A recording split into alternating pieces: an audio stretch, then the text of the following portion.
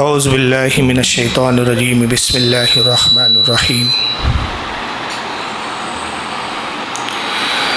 الحمدللہ رب العالمین والعاقبۃ للمتقین والصلاة والسلام علی من کان نبی آدم بین الماء والطین. قال اللہ تبارک و تعالی فی القرآن المجید والفرقان الحمید وقضى ربك ألا تعبدوا إلا إياه وبالوالدين إحسانا. صدق اللہ العظیم، صدق صادق المصدوق علیہ الصلاۃ والتسلیم. ان اللہ وملائکتہ یصلون علی النبی یا ایہا الذین آمنوا صلوا علیہ وسلموا تسلیما. اللہم صلی علی سیدنا مولانا شفیعنا وحبیبنا وطبیبنا ونبینا ومولانا محمد وعلی آلہ واصحابہ واہل بیتہ وذریاتہ وبارک وسلم صلاۃ دائما کثیرا کثیرا کثیرا. آج کی یہ مختصر سی بزم جس کے انعقاد کا مقصد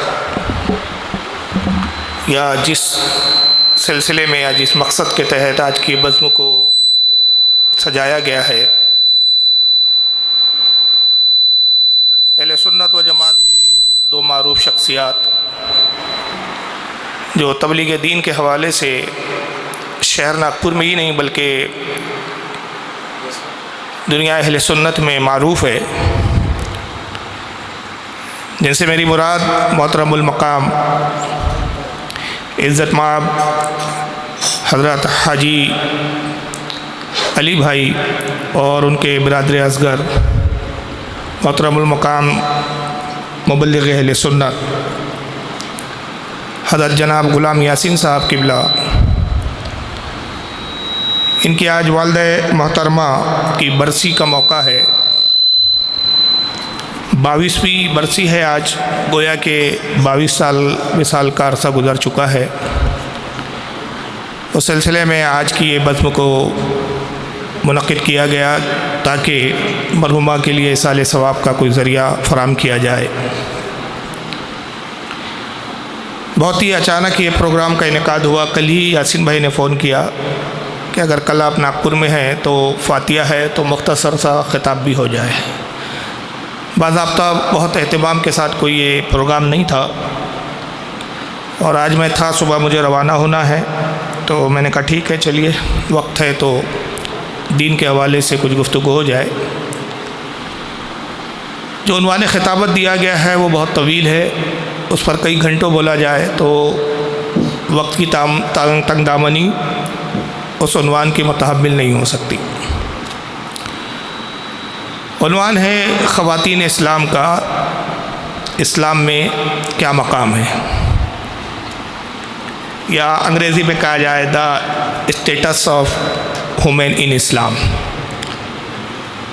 یہ ایک ایسا طویل موضوع ہے کہ اس پر بہت گھنٹے بھی بولے تو بات اور مضمون مکمل نہیں ہوگا، لیکن مختصر وقت میں 1-1.5 گھنٹے میں جتنی گفتگو ہو جائے. عورت کو جو مقام اور عزت اسلام نے دی ہے، دنیا کا کوئی مذہب نہ اتنی عزت دے سکتا ہے نہ وہ مقام دے سکتا ہے. اگر آپ تاریخ کا جائزہ لیں اور صرف اسلام کی تاریخ ہی نہیں بلکہ دنیا بھر کی آپ تواریخ کا مطالعہ کریں تو پوری دنیا میں عورت کے تعلق سے زمانے قدیم میں کیا حالات تھے، کس طرح سے ان کے ساتھ سلوک کیا جاتا تھا اور کس طرح ان کو سمجھا جاتا تھا، اور پھر جب رسول اللہ صلی اللہ علیہ وسلم مبعوث ہوئے تو حضور نے اسلام کے ذریعے کیا عزت و مقام عطا کیا. اس تاریخ کے مطالعے سے آپ پر ایک واضح ہو جائیں گا خوب اچھی طرح سے. عرب کی تہذیب کے بارے میں تو آپ جانتے ہی ہیں کہ زندہ بچیوں کو دفن کر دینا ایک معمولی سی بات تھی اہل عرب کے لیے. جہالت کا یہ عالم تھا کہ اگر کسی کے گھر میں لڑکی پیدا ہو جائے تو وہ اس کو اپنی بے عزتی سے شمار کرتا تھا اور اپنے لیے ذلت تصور کرتا تھا. نتیجہ یہ ہوتا ہے کہ اپنی بیٹی کو ہی وہ زندہ گاڑ دیتے تھے. اور اس پر وہ فخر نہیں کرتے تھے، بلکہ اس پر وہ افسوس نہیں کرتے تھے بلکہ فخر کیا کرتے تھے، اور فخر اس بات پہ کہ اس کو بہادری میں شمار کرتے کہ ہم ایک عورت کی، ایک لڑکی کی پرورش سے بچ گئے۔ اگر ہمارے گھر میں ایک لڑکی پیدا بھی ہو گئی تو ہم نے اس کو زندہ درگور کر دیا، زمین میں دفن کر دیا۔ تو کسی کے یہاں لڑکی ہو جائے، عورت سے بھی ایک مقصد کے تحت ہی وہ اس کا یعنی مقصد سمجھتے تھے، عورت کو ایک چیز کا ذریعہ سمجھتے تھے، اور وہ تھا شہوت کی تکمیل۔ اس کے علاوہ کسی بھی معاملے میں مشورہ دینا یا کسی معاملے میں اس کی رائے کی کوئی اہمیت نہیں تھی، نہ اس کا کوئی مقام تھا، نہ کوئی عزت تھی، نہ کوئی وقار تھا۔ حیرانی ہوتی ہے اس وقت کہ جب یہ حدیث پاک میں ہم اس وقت کے حالات پڑھتے ہیں کہ حضرت ام المومنین عائشہ صدیقہ رضی اللہ تعالیٰ عنہ فرماتی ہیں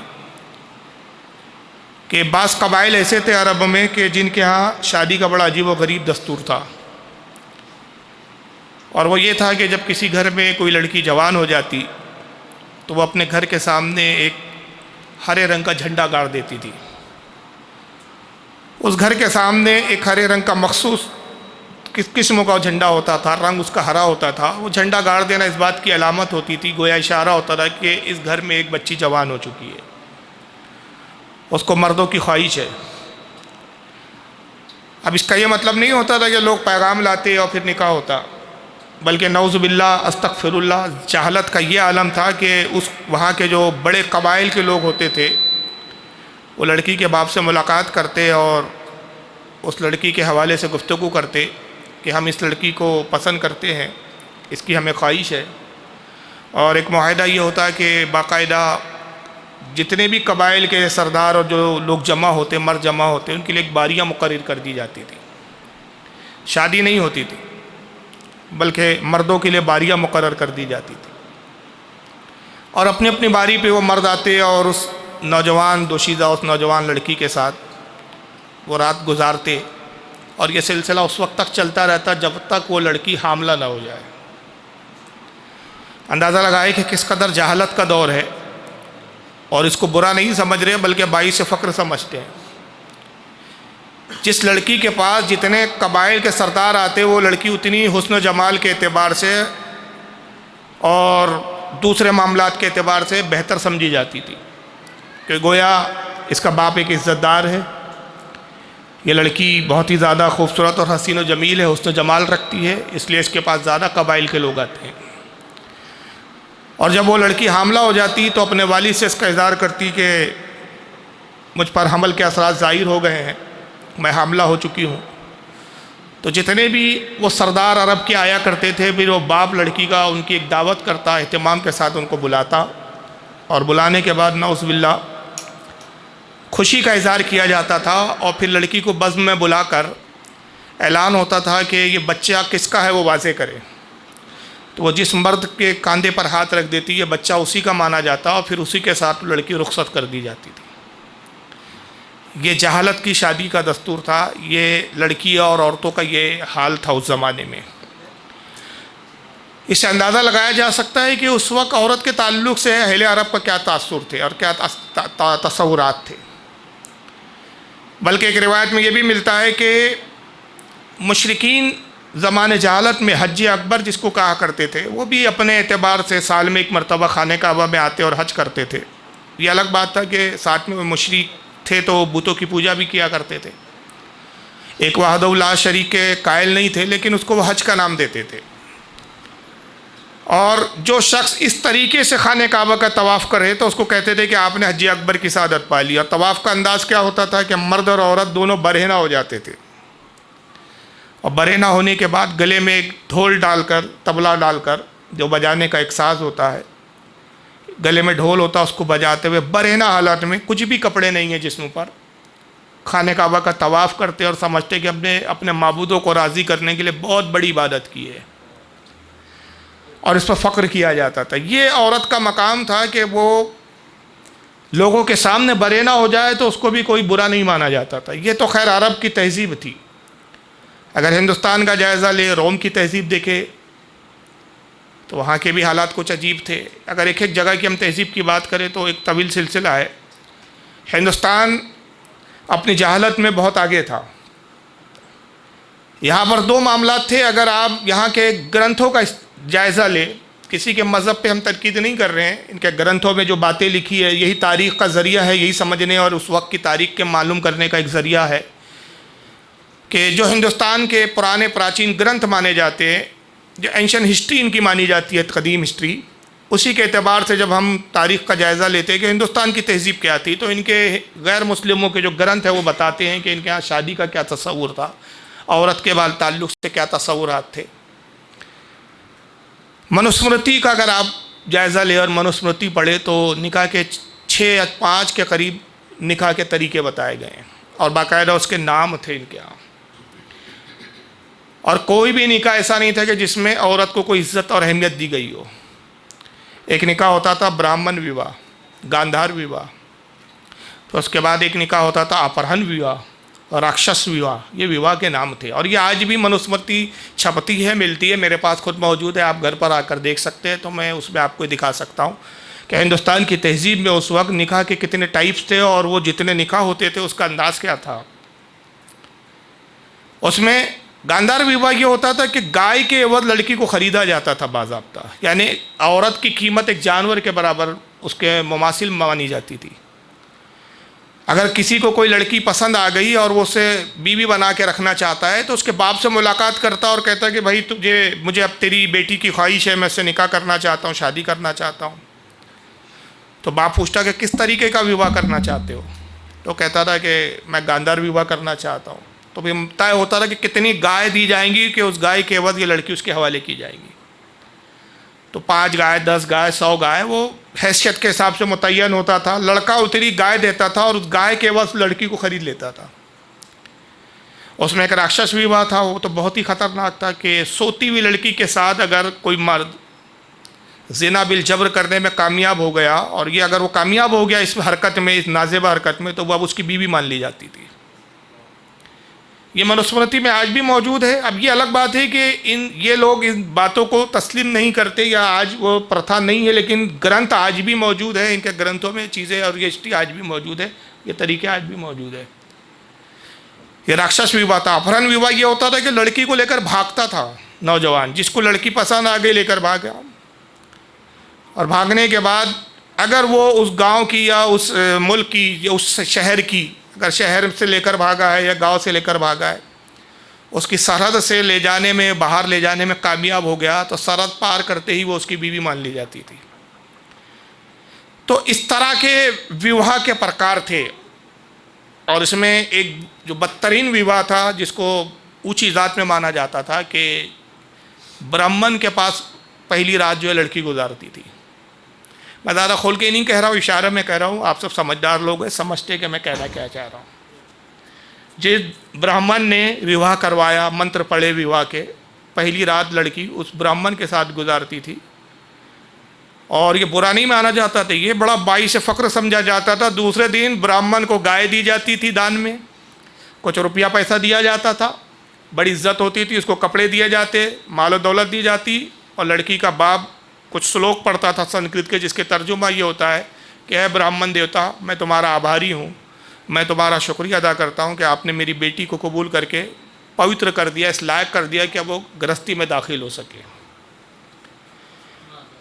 یہ عورت کی قدر ہے. اور منوسمرتی میں ہی باقاعدہ میں نے اس کے سلوک کے ساتھ اور باقاعدہ بمبئی کا بھی جلسہ ہوا تھا 31 دسمبر کو،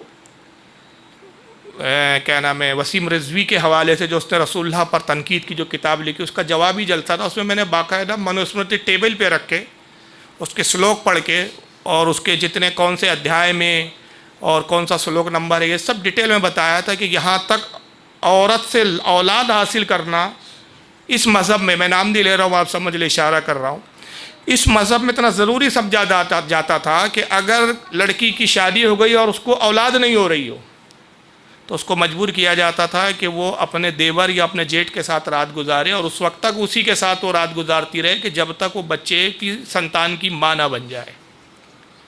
اس کو زنا نہیں سمجھا جاتا، اس کو برا نہیں سمجھا جاتا، لیکن یہ تصور میں اگر آپ عورت کو جائزہ لے تو عورت صرف ایک استعمال کی چیز تھی، اس کے علاوہ کچھ بھی نہیں تھی. اور شادی کے بعد بھی یہ نہیں تھی کہ عورت کی کوئی حیثیت ہے، چلو جب تک کنواری ہے لڑکی ہے تو تب تک تو الگ معاملہ ہے. شادی کے بعد یہ ہو گیا کہ اگر خدا نخواستہ شوہر اس کا مر گیا تو پھر ستی پرتھا ایک تھی کہ زندہ حالت میں اسی کے شوہر کی ارتھی پر رکھ کر اس کو جلا دیا جاتا تھا اور زندہ حالت میں اس کو قتل کر دیا جاتا تھا. اگر ہندوستان میں بھی عورت کا کوئی مقام ملا ہے، عورت کی لوگوں نے قدر جانی ہے اور عزت جانی ہے، تو یہ رسول اللہ صلی اللہ علیہ وسلم اور اسلام کی دین ہے.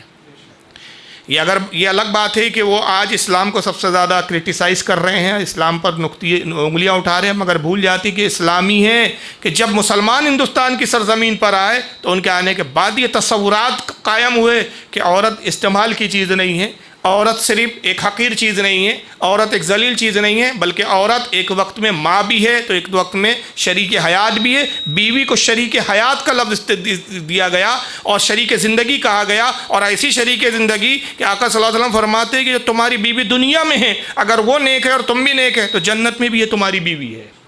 یعنی اتنا طویل رشتہ کہ یہ جو کبھی ختم نہ ہونے والا رشتہ، اتنا مضبوط رشتہ اس کو بتایا گیا، اتنا عظیم رشتہ بتایا گیا. اور اسلام یہ تصور دیتا ہے کہ شادی ایک ایسا مقدس عمل ہے کہ اللہ کو اتنا پسندیدہ ہے یہ عمل کہ جب اس کی بنیاد اللہ نے رکھی تو اس کی بنیاد کہاں رکھی گئی؟ جنت میں رکھی گئی ہے. کہ کائنات میں اگر سب سے پہلا نکاح ہوا ہے حضرت آدم اور حوا کا تو جنت میں ہوا. اللہ تعالیٰ چاہتا تو زمین پر بھی نکاح ہو سکتا تھا، کسی اور مقام پہ آسمانوں میں بھی ہو سکتا تھا، لیکن جنت میں نکاح کر کے بتایا گیا کہ کتنا عظیم رشتہ ہے. یہ رشتہ اتنا ہلکا نہیں ہے کہ لڑکی لے کر بھاگ جاؤ تو تمہاری بیوی بن گئی، یا اس کے ساتھ جو ہے زبردستی کر لو تو بیوی بن گئی، یا جانور کے بعد اس کو خرید لو تو بیوی بن گئی. یہ عورت جو ہے یہ کوئی شے نہیں ہے جس کو آپ بازار سے خرید لیتے اسی طرح ایک عورت کو خرید لیا جائے اس کو، بلکہ ایک عزت اور احترام کی نگاہ سے اسلام نے پیش کیا. اور یہی نہیں، اس میں سب سے عظیم جو رشتہ بتایا، دو رشتے یاد رکھیے کہ بہت عظیم ہیں، بلکہ میں سمجھتا ہوں کہ اب اسلامی کی بدولت دنیا کے ہر مذاہب ان دو رشتوں کی بڑی قدر کر رہے ہیں. ایک رشتہ ہے ماں کا اور دوسرا ہے بیوی کا.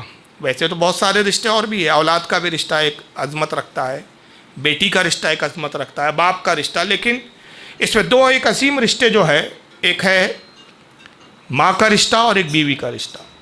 اگر صرف ان دو رشتوں کے حوالے سے ہم گفتگو کریں تو بہت لمبی گفتگو کی جا سکتی ہے. بیوی کا رشتہ تو اتنا عظیم ہے کہ جیسے کہ میں نے کہا کہ جنت میں اس رشتے کو قائم کیا گیا، اور جتنے رشتے ہیں سب اسی رشتے سے وابستہ ہے. اگر کوئی کسی کا چچا بنتا ہے تو شادی کے بعد ہی یہ رشتے قائم ہوتے ہیں. کوئی ماں بنتی ہے، ماں کا رشتہ بھی نکاح کے بعد قائم ہوتا ہے. کوئی کسی کا بیٹا بنتا ہے، یہ نکاح کے بعد ہی یہ رشتہ وجود میں آتا ہے. جتنے دنیا میں رشتے ہیں سب رشتوں کا اگر منبع ہے، سب رشتے کی اصل ہے تو وہ نکاح بیوی اور شوہر کا رشتہ ہے، اور یہ رشتہ جنت میں قائم ہوتا ہے. دوسرا رشتہ ہے ماں کا رشتہ. لیکن ماں کا رشتہ کتنا عظیم ہے، جتنا میاں بیوی کا رشتہ عظیم ہے. اچھا، اس کی عظمت کا اس سے بھی آپ اندازہ لگائیں کہ حضرت آدم اور حوا کا نکاح جنت میں ہوا، زمین پہ بہرحال تشریف لائے، آپ سب جانتے ہیں. 300 کچھ عرصہ، 300 کچھ سال تک ایک دوسرے کو تلاش کرتے رہے، اور اتنی طویل عرصے کے بعد جب ایک دوسرے سے ملاقات کی، کوئی روایت ہمیں ضعیف سے ضعیف روایت آج تک نہیں ملی، اور نہ اس طرح کی کوئی روایت ہے کہ جب ان کی ملاقات ہوئی تو حضرت جبریل نے کہا ہو، تعارف کروایا، ملاقات کروائی عرفات میں، تو کہا ہو کہ بھئی 300 سال تم ایک دوسرے سے جدا رہے تو یہ رشتہ ٹوٹ گیا ہے، کمزور ہو گیا ہے، اب یہ رشتہ قائم نہیں رہا، لہذا دوبارہ نکاح کرنے کی ضرورت ہے.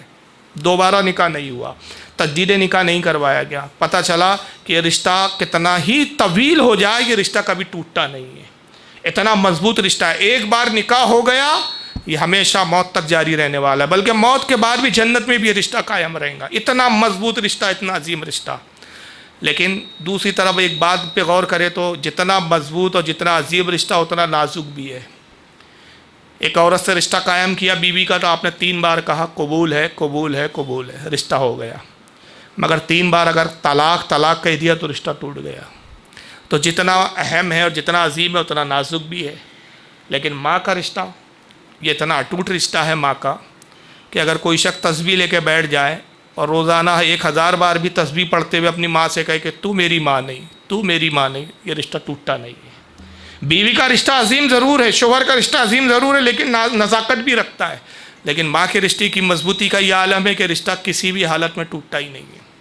یہی وجہ ہے کہ قرآن عظیم نے جب ماں کا ذکر کیا تو اللہ تعالیٰ نے پہلے اپنی عبادت کا ذکر کیا اور پھر ماں کے احترام کا ذکر کیا.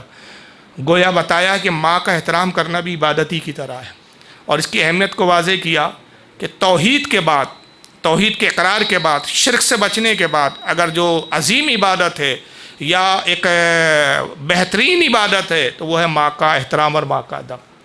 میں نے قرآن عظیم کی آیت کریمہ پڑھی ہے خطبے کے اندر، سورہ بنی اسرائیل کی آیت نمبر 23 ہے، جس میں رب ارشاد فرماتا ہے وَقَضَىٰ رَبُّكَ اللہ تعبدوا، اللہ فرماتا ہے کہ اور اللہ نے حکم دیا، رب نے تمہیں حکم دیا کہ تم اسی کی عبادت کرو. یہاں پہلے عبادت کا ذکر کیا، یعنی اللہ کے علاوہ کوئی معبود ہے ہی نہیں کہ تم جس کی عبادت کر سکو. اللہ فرماتا ہے ہم نے واضح کھلے طور پر تمہیں حکم دیا ہے کہ اگر عبادت کرنا ہے تو کس کی عبادت کرنا ہے؟ ایک پروردگار عالم کی، رب تبارک و تعالیٰ کی عبادت کرنا ہے. کائنات میں ایسی کوئی شے ہے ہی نہیں جس کو تم معبود سمجھ سکو، ہر شے کا خالق پروردگار عالم ہے. تو پہلے اپنی ربوبیت کا اظہار کیا، اپنے رب ہونے کا اظہار کیا، پھر اپنی عبادت کا حکم دیا، اور اس کے بعد بھی فوراً فرماتا ہے کہ تم جب میری عبادت پر آمادہ ہو گئے، مجھ پر ایمان لائے، تب تم پر دوسری شے کیا لازم ہوتی ہے؟ تو رب فرماتا ہے کہ ماں کا پھر تم احترام کرو، اس پر احسان کرو. اللہ وبالوالدین احسانہ، اپنے ماں پر، اپنے والدین پر احسان کرو. اور احسان لفظ آیا ہے لیکن اس کا جو اچھا ترجمہ ہے ماں اور باپ پر کوئی احسان کر نہیں سکتا. حالانکہ عربی زبان میں احسان کے ایک معنی یہ بھی ہوتے ہیں سلوک کرنا، اور یہی ترجمہ اعلیٰ حضرت نے کیا ہے کہ والدین سے اچھا سلوک کرو. اور پھر آگے فرمایا کہ اچھے سلوک میں کیا اف تک بھی کہنے سے منع کر دیا، اف بھی نہ کہو. یعنی یہ سب سے کم تر درجہ ہے. ماں باپ کو لان تان کرنا، شب و شتم کرنا، جھڑکانا یہ تو بہت دور کی بات ہے. اف بھی نہ کہو ماں باپ کو، چاہے وہ ظاہراً تمہاری نگاہ میں ایسا لگے کہ ہمارے والدین کچھ غلط کر رہے ہیں، مگر اس کے باوجود بھی اولاد کا حکم یہ ہے کہ اولاد کو کوئی حق نہیں ہے کہ اپنے والدین پر تنقید کرے یا نعوذ باللہ من ذالک اپنے والدین کو جھڑکائے یا ان پہ لان تان کرے. تو یہاں قرآن عظیم نے اپنی عبادت کے ساتھ، پروردگار عالم نے اپنی عبادت کے ساتھ والدین کے سلوک کا ذکر کیا، گویا بتایا کہ یہ تم پر کتنا اہم اور کتنا ضروری ہے. یہی وجہ ہے کہ اللہ کے نبی صلی اللہ علیہ وسلم ایک مرتبہ خطبہ ارشاد فرما رہے ہیں اور آپ ماں کے حقوق بیان کرتے ہیں. مگر اس سے پہلے ایک حدیث کو سن لے تو پھر یہ حدیث اور زیادہ اچھی سمجھ میں آئیں گی. ایک صحابی رسول حضور کی بارگاہ میں حاضر ہوتے عرض کرتے یا رسول اللہ، مجھ پر جو ہے ایمان کے بعد سب سے جو چیز مجھ پر عائد ہے وہ کیا ہے؟ اللہ کے رسول نے فرمایا اپنی ماں کا احترام کر، اپنی ماں کے ساتھ اچھا سلوک کر. حضور نے پھر عرض کیا یا رسول اللہ اس کے بعد؟ فرمایا ماں کا احترام کر. کہا یا رسول اللہ سب سے زیادہ، ایک روایت میں یہ کہ سب سے زیادہ کس کا مجھ پر حق ہے؟ ایک روایت میں یہ الفاظ آئے ہیں اور ایک میں یہ آئے ہیں کہ اللہ کی عبادت کے بعد، توحید کے اقرار کے بعد مجھ پر سب سے زیادہ کون سی چیز عائد ہوتی ہے؟ تو فرمایا والدین کے ساتھ اچھا سلوک کرنا. اور ایک روایت کے الفاظ یہ کہ صحابی عرض کرتے ہیں یا رسول اللہ مجھ پر سب سے زیادہ اللہ کے بعد کس کا حق ہے؟ تو فرمایا تیری ماں کا. پھر کہا اس کے بعد کس کا ہے؟ حضور نے فرمایا تیری ہی ماں کا. پھر تیسری بار انہوں نے کہا، حضور نے تیسری بار بھی ماں کا ذکر کیا. اور جب چوتھی بار وہ کہتے یا رسول اللہ اس کے بعد کون ہے؟ تو آپ نے فرمایا تیرے باپ کا.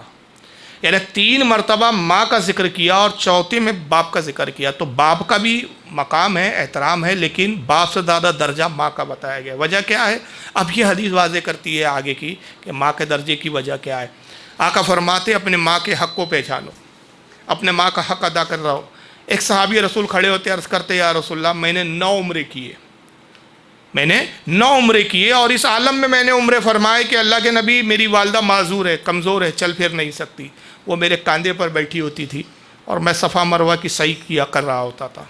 وہ میرے کاندھے پہ سوار ہوتی، میں خانہ کعبہ کا طواف کرتا ہوں. اللہ کے نبی میں غریب مسکین ہوں، سواری نہیں ہوتی تو میں پیدل مدینے سے مکہ کی طرف کوچ کرتا اور نتیجہ یہ ہوتا ہے کہ راستے میں میری نالین پھٹ جاتی، گرم ریت میرے پیروں میں داخل ہو جاتی. میرے پیروں میں بعض اوقات یہ ہوتا کہ آبلے آ جاتے، آبلے پھٹتے، اس میں ریت داخل ہو جاتی، اس کی چبھن مجھے محسوس ہوتی. آپ تصور کیجئے گرم ریت پر ننگے پیر چلنا، تصور ہی کرے تو آپ کانپ جائیں گے. پھر اس پر پیروں میں آبلے آ جائیں، آبلے آنے کے بعد آبلے پھٹیں، پھٹنے کے بعد اس میں ریت داخل ہو جائے، کیا تکلیف ہوں گی آپ تصور بھی نہیں کر سکتے. اللہ کے نبی اس عالم میں نے اپنی والدہ کو عمرے کروائے، حج جو ہے خانہ کعبہ کی زیارت کروائی، زمزم میں ہوتا میری ماں میرے کاندھے پر ہوتی، میں طواف کعبہ کر رہا ہوتا ماں کاندھے پر ہوتی، میں مینا میں ہوتا ماں کاندھے پر ہوتی، میں سعی کر رہا ہوتا ماں کاندھے پر ہوتی۔ اللہ کے نبی سارے ارکان میں اپنی ماں کو اپنے کاندھے پہ بٹھا کے کرتا۔ یا رسول اللہ کیا میں نے اپنی ماں کا حق ادا کر دیا؟ اس طرح میں نے 9 مرتبہ عمرے کروائے۔ آقا نے ان کی طرف دیکھا اور سرکار کی آنکھوں میں نمی آ گئے، راوی کہتے ہیں، اور حضور صلی اللہ علیہ وسلم بڑے جو ہے ایک ٹھنڈی حال کے کہتے ہیں، شخص ہے میرے صحابی، تو ماں کے حق کی بات کرتا ہے، تو نے یہ جو سلوک کیا اپنی ماں کے ساتھ اور سمجھتا ہے تو نے ماں کا حق ادا کر دیا۔ قسم وحدہ لا شریک کی، جب تیری ماں تجھے جن رہی تھی، جب تو پیدا ہو رہا تھا، اور اس پیدائش کے وقت جو اس کو تکلیف گزر رہی تھی، وہ جو جھٹکے لے رہی تھی، خدا کی قسم تو نے ایک جھٹکے کا بھی حق ادا ابھی تک نہیں کیا ہے۔ ایک جھٹکا، اللہ جانے کتنے اس وقت جھٹکے لیتی ہے ہماری مائیں اور ہماری خواتینیں جب اولاد کی پیدائش کا وقت آتا ہے۔ اور وجہ کیا ہوتی ہے؟ اگر اطباء کی ہے، اگر آپ حوالے سے اگر بات کو دیکھیں کہ ایک ایک جھٹکا ایک ایک موت سے گزرنے کے برابر ہوتا ہے۔ اعلیٰ حضرت فاضل بریلوی نے ایک جگہ طنز کے انداز میں فتح رضوی میں فرمایا کہ یہ عورت ہی ہے جو بچوں کو پیدا کرتی ہے اور اس کے بعد ایک اولاد کی پیدائش کے بعد بھی دوسری بار پھر مرد کی طرف راغب ہوتی ہے۔ اگر ایک مرد ایک چوہیا پیدا کر لے تو اس کو اپنی اوقات پتہ چل جائے۔ یعنی مرد اکڑتا بہت ضرور ہے کہ بھائی میں بہت بہادر ہوں، بہت پہلوان ہوں، بہت قوی ہوں، لیکن حیثیت یہ ہے کہ ایک چوہا پیدا کرنے کی بھی حیثیت نہیں رکھتا۔ مگر وہ عورتیں ہیں جو ایک ایک دو کئی بچے پیدا کرتی ہے۔ آج تو خیر آج کی عورتیں کمزور ہے تو 1-2 بچوں میں ہی وہ جو ہے بس کر دیتی ہے، ورنہ ہماری پہلے کی دادیاں نانیاں دیکھے تو 12-12 11-11 بچے پیدا کرتی ہے، اور اف تک نہیں کیا، کبھی شکایت تک نہیں کی اپنے شوہر سے۔ تو اللہ کے نبی فرماتے کہ جو جھٹکے لے رہی تھی وہ خاتون تیری ماں، اس وقت وہ جھٹکے محسوس ہو رہے تھے، اسے ایک جھٹکے کا بھی حق تو نے اپنی ماں کا ادا نہیں کیا۔ اس سے اندازہ لگا سکتے ہیں کہ ہماری ماں کا مقام کتنا بلند ہے۔ یہی وجہ ہے کہ ماں کی خدمت اتنا پسندیدہ عمل ہے پروردگار عالم کی بارگاہ میں کہ بعض اوقات صرف ماں کی خدمت کی بنیاد پر اللہ تعالیٰ سارے گناہوں کو بخش دیتا ہے۔ والدین کی ایک دعا جو ہے سارے گناہوں کی معافی کے لیے کافی ہوتی ہے۔ ایک مقام پہ سرکار فرماتے ہیں کہ اولاد کے حق میں والدین کی دعا سے بہتر کوئی دعا ہی نہیں۔ اور ایک مولانا صاحب سے میں نے سنا تھا، حالانکہ مجھے حوالہ نہیں معلوم اور نہ ان سے میں نے پوچھا، لیکن بہرحال ایک ذمہ دار عالم دین ہے، انہوں نے بہرحال یہ روایت بیان کی تھی، تھوڑی سی مجھے عجیب ضرور لگی تھی، لیکن میں نے سوچا تھا کہ جلسے کے بعد ان سے پوچھوں کہ یار یہ حوالہ کہاں ہے، تو موقع نہیں ملا۔ تو اللہ جانے وہ روایت ہے یا نہیں، تو میں اس کے حوالے کی ذمہ داری تو میں نہیں قبول کر رہا ہوں، لیکن یہ بتانا چاہ رہا ہوں کہ وہ یہ بیان کرتے ہوئے کہہ رہے تھے، ایک ذمہ دار عالم ہے ہمارے اہل سنت کے، تو وہ کہہ رہے تھے کہ ماں کا مقام اتنا بلند و بالا ہے کہ اگر ماں ناراض ہو تو نبی کی دعا بھی اس کے حق میں قبول نہیں ہوتی ہے۔ اگر نبی اس شخص کے بارے میں، کسی ایسے شخص کے بارے میں دعا کرے کہ جس کے ماں باپ ناراض ہو، تو نبی کی دعا بھی اللہ تعالیٰ قبول نہیں فرماتا، کہ اس لیے کہ اے میرے نبی یہ تم دعا تو کر رہے ہو لیکن اس کے والدین ناراض ہے۔ تو بہرحال اس والدین کا مقام اس میں کوئی انکار نہیں ہے کہ بہت بلند و بالا ہے۔ ایک مرتبہ حضرت موسیٰ علیہ السلام عرض کرتے کہ پروردگار عالم، جنت میں میرا ساتھی کون ہے؟ میرے پڑوس میں جہاں میرا محل ہوں گا یا جہاں میرا رہنے کا مقام ہوں گا، اس کے پڑوس میں کس کا مقام ہوں گا؟ کون ہے وہ شخص؟ تو آپ نے تصور کیا کہ بہت بڑا عابد و زاہد ہوں گا، بہت بڑا اللہ کا ولی ہوں گا، یا کوئی پیغمبر اور کوئی نبی ہوں گا، تو ان کا نام جاننا چاہتا، اور رب نے فرمایا ہے کہ موسیٰ جنت میں جو تیرا ساتھی ہوں گا وہ ایک قصاب ہے۔ عرض کیا مالک کائنات، ایک قصاب میرا پڑوس میں ہوں گا؟ اے خالق کائنات مجھے اس کا پتہ عطا فرما تاکہ میں اس کو دیکھوں اور اس کے معمولات دیکھوں، اس کے عمل کو دیکھیں کہ کس عمل نے اس کو اس قابل بنایا کہ تو اس سے ایسا راضی ہوا کہ جنت میں تو اسے میرا پڑوس عطا فرمائیں گا۔ تو اللہ نے فرمایا کہ فلاں بستی میں جاؤ، تم وہاں اس قصاب کو پالو گے۔ جناب موسیٰ علیہ السلام گئے اور جانے کے بعد دیکھا کہ ایک گوشت کی دکان ہے، وہ قصاب ہے اور گوشت بیچ رہا ہے۔ آپ گئے، سلام کیا اور کہا کہ میں ایک مسافر ہوں اور میں تو چاہتا ہوں کہ ایک دن آپ کیا قیام کروں، اگر آپ اجازت دے تو کیا میں آپ کیا قیام کر لوں؟ تو قصاب نے کہا کہ زین نصیب، آپ مہمان ہیں میرے، ضرور آپ میرے یہاں قیام کریں، تو آپ ایسا کریں کہ تشریف رکھیں، میں دکان سے فارغ ہو جاؤں، یہ کچھ گوشت بچ گیا ہے، جب بک جائے ختم ہو جائے تو پھر آپ میرے ساتھ گھر چلیں تاکہ میں آپ کی خاطر تواضع کروں، آپ کی ضیافت کروں۔ موسیٰ علیہ السلام اس کی دکان پہ کنارے بیٹھ کر دیکھتے رہے کہ آخر کرتا کیا ہے۔ پورا دن گزرتا رہا، पूरे दिन देखा तो ना उसने कोई नमाज़ पढ़ी, ना कोई तस्बीह पढ़ी, ना कोई इबादत की ज़ाहिरन, बस यही कि ग्राहक आते थे और जितना वो उनको मतलूब होता उस मुताबिक वो गोश्त तोल कर उनको दे दिया करता, रकम ले लेता। दिन भर वो बिजनेस में मशगूल रहा, गोश्त काटता रहा और बेचता रहा, उसके अलावा उसने कोई अमल नहीं किया। जब रात हो गई, शाम हो गई, उसने अपनी दुकान को ख़त्म किया, साफ़ सुफ किया जैसा वगैरह करना था। उसके बाद कहा चलिए आप मेरे साथ। जनाब मूसा अलैहिस्सलाम को लेकर आता है और अपने घर के कमरे में बिठा दिया, कहा आप यहाँ तशरीफ़ रखें, मैं अभी हाजिर होता हूँ और आपके खाने का भी इंतज़ाम करता हूँ। ये कहकर वो जाता है। तो मूसा चुपके से पीछे आया और उसका पीछा किया, देखे ये अब जाके करता क्या है।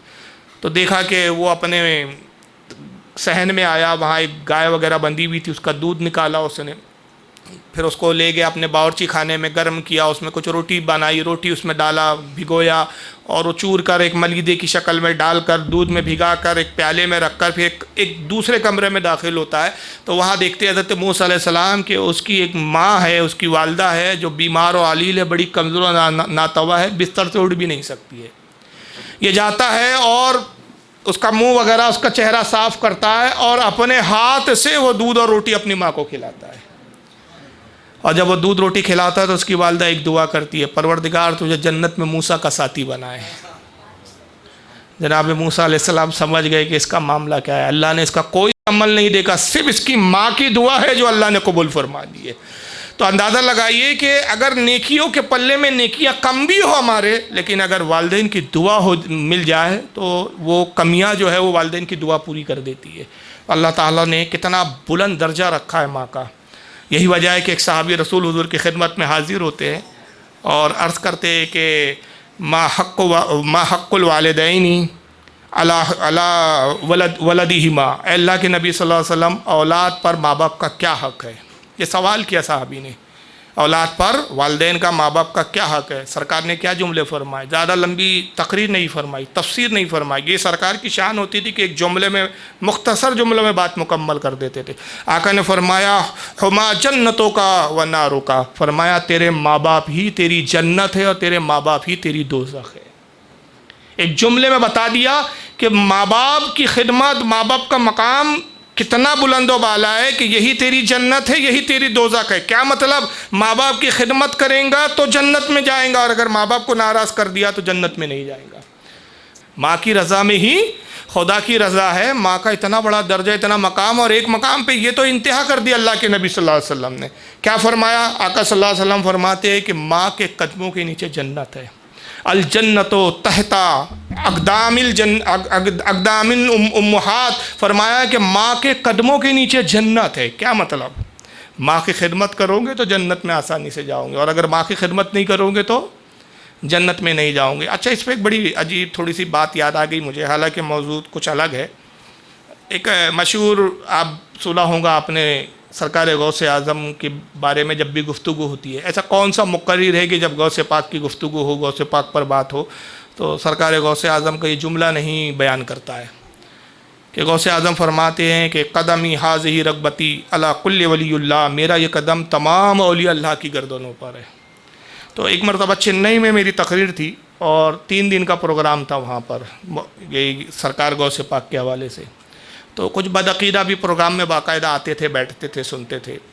तो ग़ालिबन दूसरा दिन था तो मैंने यही गौसे आज़म का कौल बयान किया और उस पर फिर पूरी तकरीर चलते रही कि तमाम वलियों के आप सरदार हैं और तमाम औलिया की गर्दन पर आपका कदम है। तकरीर के बाद बहरहाल वो साहब आए और आने के बाद उन्होंने सवाल जवाब का, जैसे कि सेशन होता है मेरी तकरीरों में अक्सर, तो सवाल जवाब का सेशन शुरू किया हुआ। तो उन्होंने एक सवाल किया, कहा कि ये जो आप बरेलवी हजरात, सुन्नी हजरात जो बार बार ये बताते हैं गौस पाक के शेख अब्दुल कादिर जिलानी के हवाले से, कि उन्होंने फरमाया कि मेरा कदम तमाम वलियों की गर्दन पर है। तो औलिया इकराम में तो बहुत बड़े बड़े वली है, उनसे पहले भी औलिया गुज़रे हैं, उनके बाद भी क़यामत तक सैकड़ों औलिया है और आएंगे। फिर औलिया में सहाबा भी है, तो सबके कांधा पे मतलब जो है इनका कदम है। तो क्या ये तौहीन नहीं है कि औलिया नीचे हैं और उनका गौस पाक का कदम ऊपर है? तो गोया वलियों के कांधों को आप बताना ये चाह रहे हैं कि वलियों को कांधों को गौस पाक को कूंद रहे हैं, वलियों के कांधों को जो है गौसे पाक अपने कदमों के नीचे मल रहे हैं, मसल रहे हैं। तो ये तो तौहीन हो गई औलिया की। तो मैंने कहा देखो यार, असल में جملوں کی ہو بہو معنی نہیں لیے جاتے، اس کی گہرائی میں سوچنا پڑتا ہے، اس کا مفہوم اخذ کیا جاتا ہے۔ یا غوث اعظم جو فرما رہے، سب سے پہلی بات تو یہ جان لیجئے کہ میرا قدم تمام اولیاء اللہ کی گردن پر ہے، اس سے سرکار غوث پاک کی جو مراد ہے، اس پر ہمارے علماء نے باضابطہ کتابوں میں فتاوے دیے ہیں، لکھے ہیں کہ تابعی کے بعد امام مہدی تک یہ پورا زمانہ غوث اعظم کا زمانہ ہے۔ تابعی کے بعد جتنے اولیاء ہیں سب میں افضل کون ہے؟ غوث اعظم۔ تابعی نہیں ہے، اعلیٰ حضرت کہتے ہیں کہ صحابیت کا مرتبہ ہے، اس کے بعد تابعیت کا، پھر بعد تابعیت جتنے بھی اولیاء گزرے ان سب میں افضل و اعلیٰ غوث پاک ہے۔ تو اس میں ہم صحابہ کو تو اول مراد نہیں لیتے، کہ عرف عام میں جب ولی کہا جاتا ہے تو ولی سے مراد تابعی کے بعد کے دور کو لیا جاتا ہے۔ تابعی کو تابعی کہتے ہیں اور صحابی کو صحابی کہتے ہیں، وہاں ولی عام طور پہ عرف عام میں استعمال نہیں ہوتا، حالانکہ ہر صحابی ولی بھی ہوتا ہے، ہر تابعی ولی بھی ہوتا ہے، بلکہ ہر نبی بھی ولی ہوتا ہے، نبی بھی ولی بھی ہوتا ہے، نبی بھی ہوتا ہے، لیکن ہر ولی نبی ہو ضروری نہیں، لیکن ہر نبی ولی ہوتا ہے یہ ضروری ہے۔ تو لیکن عرف عام میں جب ولی لفظ استعمال ہوتا ہے تو اس سے مراد تابعی کے بعد کا زمانہ ہوتا ہے۔ تو یہ تو آپ جو سوچ رہے کہ بھائی صحابہ کی بھی توہین ہے، تو یہ بات تو یہاں کٹ ہو جاتی ہے۔ اب رہ گیا کہ بھائی کیا غوث اعظم اپنے پیروں سے سب ولیوں کے کاندھوں کو جو ہے مسل رہے ہیں، یا سارے ولیوں کے کاندھوں کو جو ہے معاذ اللہ نیچے رکھ کے وہ، یعنی آپ جو تصور پیش کر رہے ہیں کہ ایک تو ذلت ہے اس میں اولیاء کرام کی، تو اصل میں مراد یہ نہیں ہے کہ آپ کیا سمجھ رہے ہیں کہ کاندھے پہ قدم ہے تو مطلب قدم باقاعدہ ہے۔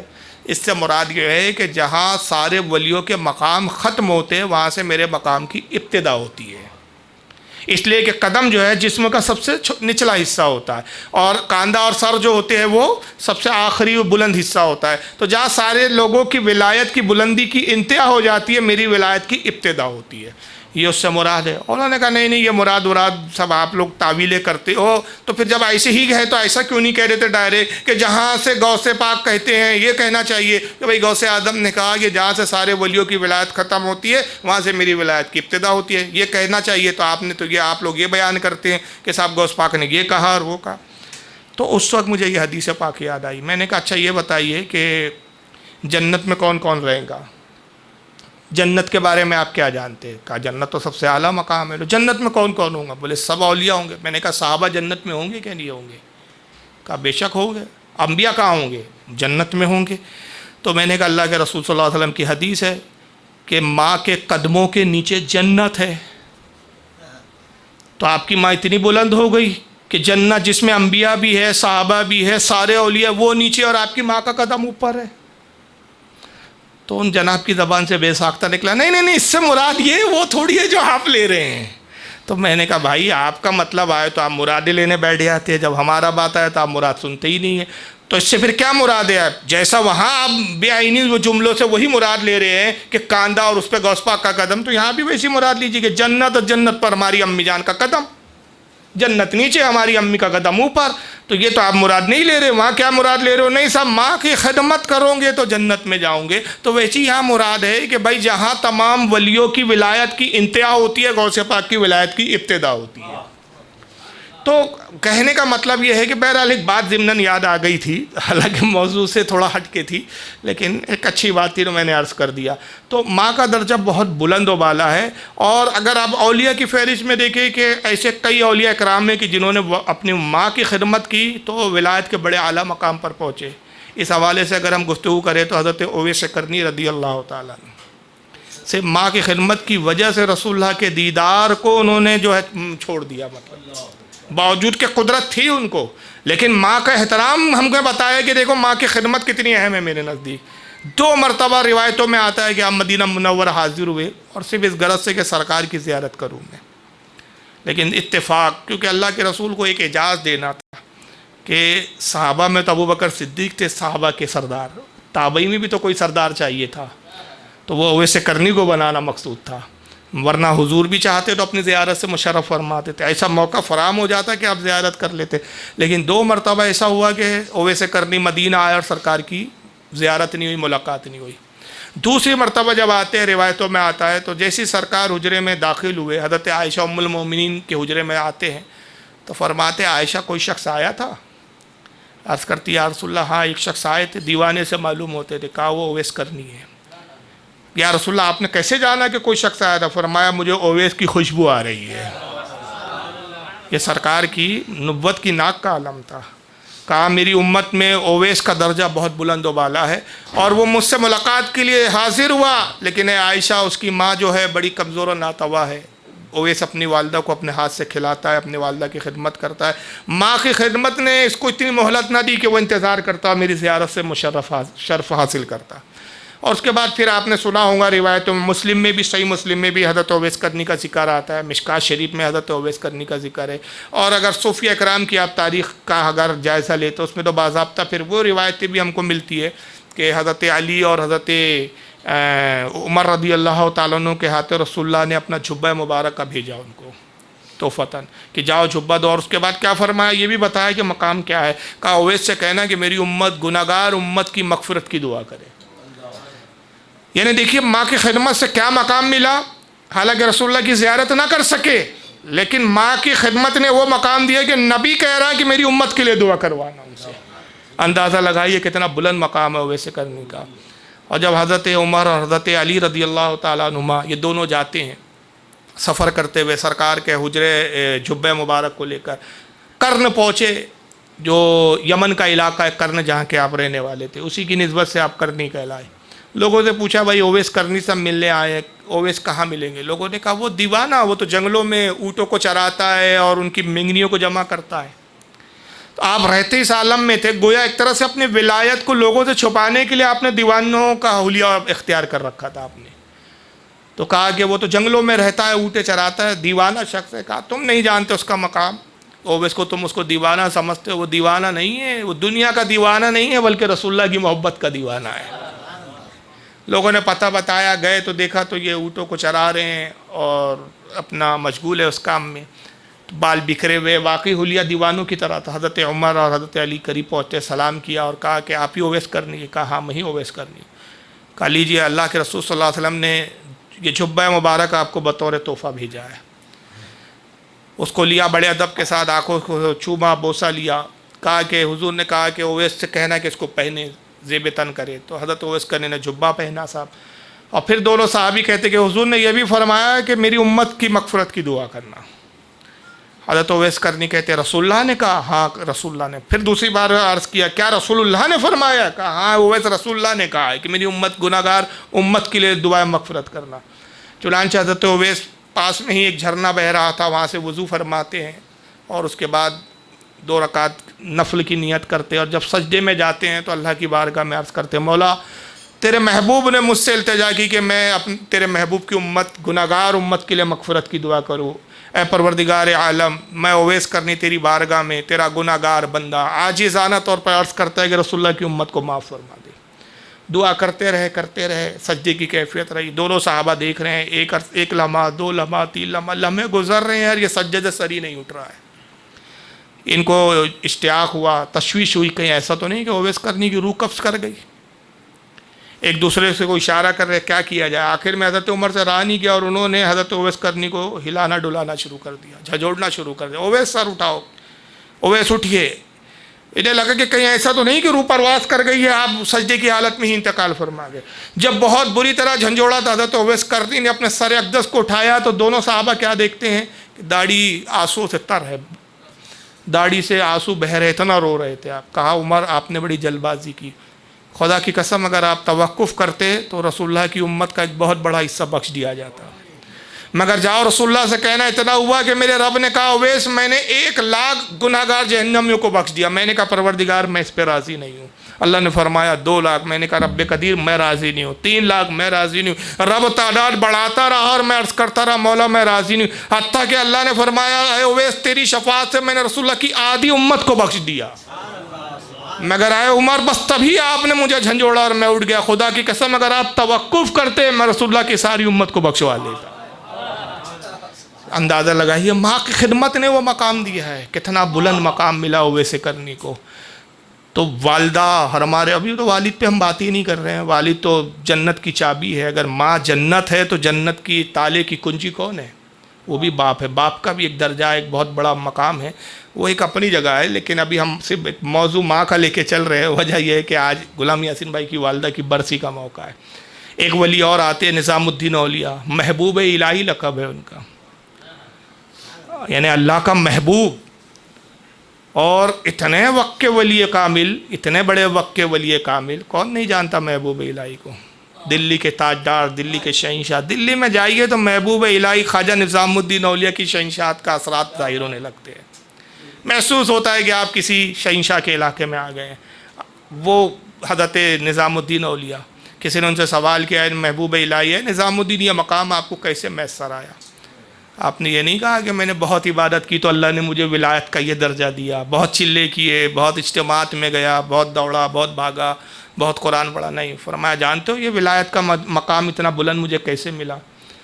اللہ نے مجھے اپنے محبوبوں میں شمار کر لیا، اس کی وجہ جانتے ہو؟ کہا آپ بتائیں کیا ہوا؟ کہا ہوا یہ کہ میں چھوٹا تھا تو ایک رات میری والدہ محترمہ جو ہے انہوں نے پانی طلب کیا، سرد رات تھی، ٹھنڈی کے دن تھے اور بڑی کڑاکے کی ٹھنڈی پڑ رہی تھی۔ تو رات کے ایک حصے میں میری والدہ نے ان کو پیاس کی شدت محسوس ہوئی اور کہا کہ مجھے پانی کی طلب ہے۔ تو میں پانی لانے گیا اور جب واپس لوٹا دیکھا تو والدہ کی آنکھ لگ گئی تھی، والدہ سو گئی تھی۔ اب میرے لیے کشمہ کشتی کہ والدہ ایک تو پیاسی ہے، اگر پانی کے لیے اٹھاتا ہوں تو نیند میں خلل واقع ہوتا ہے، اور اگر میں خود جا کے سو جاتا ہوں والدہ کی نیند اٹھتی ہے تو پھر آواز دینے کی زحمت ہوگی۔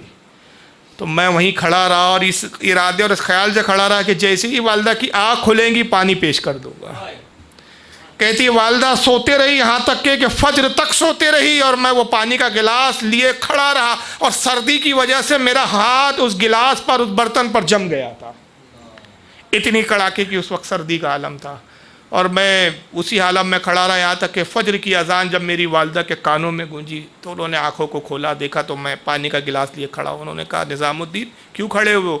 عرض کیا امی جان شاید آپ کو یاد نہیں کہ آدھی رات میں آپ نے پانی طلب کیا تھا۔ کہا ہاں بیٹا رکھ دیتے۔ کہا نہیں امی جان میں اس خیال سے، بس جیسے سنا اپنا انہوں نے مقصد بتایا کہ میں اس مقصد سے کھڑا رہا کہ کہیں آپ کی نیند درمیان میں کھل جائے تو کہیں آپ کو آواز دینے کی زحمت نہ ہو۔ ماں کی زبان سے بے ساختہ نے کہا پروردگار دیکھ رہا ہے تو کہ کیسی خدمت کرتا ہے، کتنی محبت کرتا ہے یہ اپنی ماں سے، اے پروردگار اس کو صالحین کی فہرست میں اور صالحین میں اس کا شمار فرما دے۔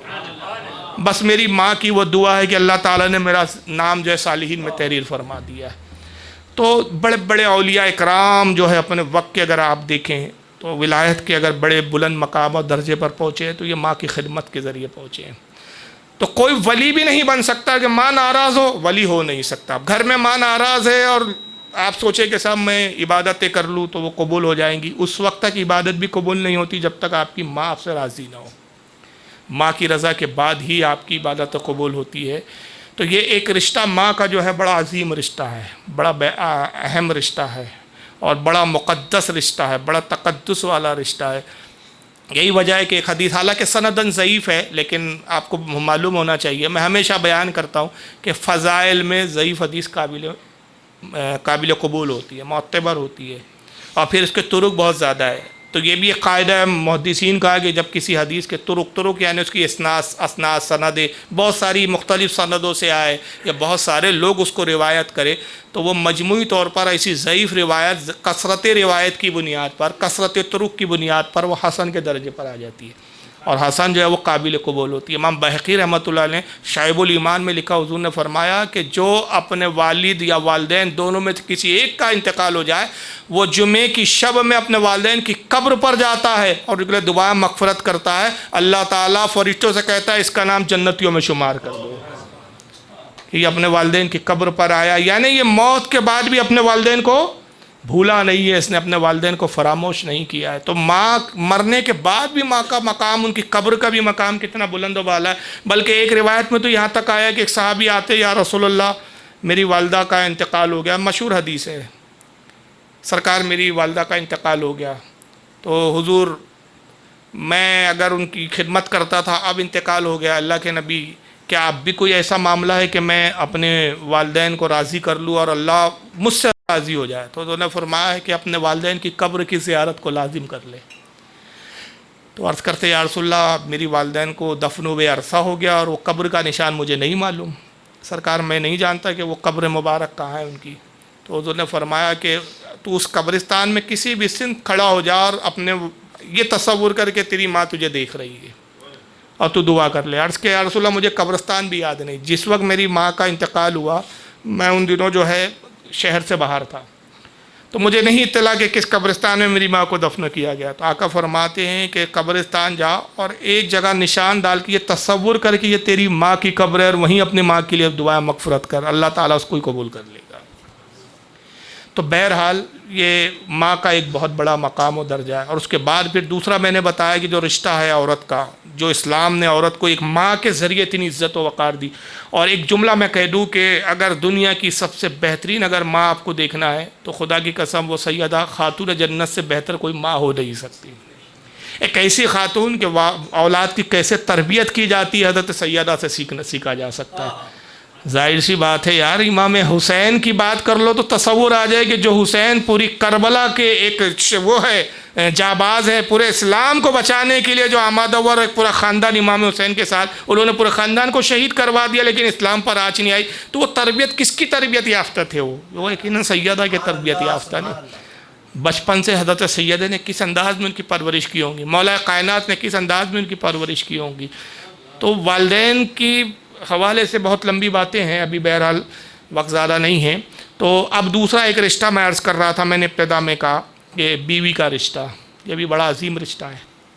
بیوی کے بھی ذریعے اللہ تعالیٰ نے عورت کی ایک عظمت دی ہے. اس کو باندی نہیں سمجھا گیا اسلام میں، اس کو نوکرانی نہیں سمجھا گیا. آج بہت سارے لوگ ہمارے معاشرے میں ایسے ہیں کہ عورت کو ایک خادمہ یا ایک نوکرانی سے زیادہ نہیں سمجھتے، حالانکہ ایسا نہیں ہے، بلکہ کیا ہے؟ شریک زندگی، شریک حیات. مطلب آپ کی زندگی کی شریک ہے، آپ کی زندگی کی آدھے حصے کی مالک ہے. اور یہی نہیں بلکہ ایک روایت آتی ہے کہ ایک صحابی حضور کی خدمت میں آتے، جب شادی ہوتی ہے نا، ایک خاتون ایک عورت بیوی بن کر آتی ہے، اس کے گھر میں آنے سے کیا فائدے ہیں، کیا برکتیں آتی ہے. ایک صحابی آتے عرض کرتے یا رسول اللہ میں بڑا مفلس و غریب ہوں، اللہ کے نبی آپ دعا فرمائیے کہ سرکار اللہ تعالیٰ میری مفلسی کو دور فرما دے.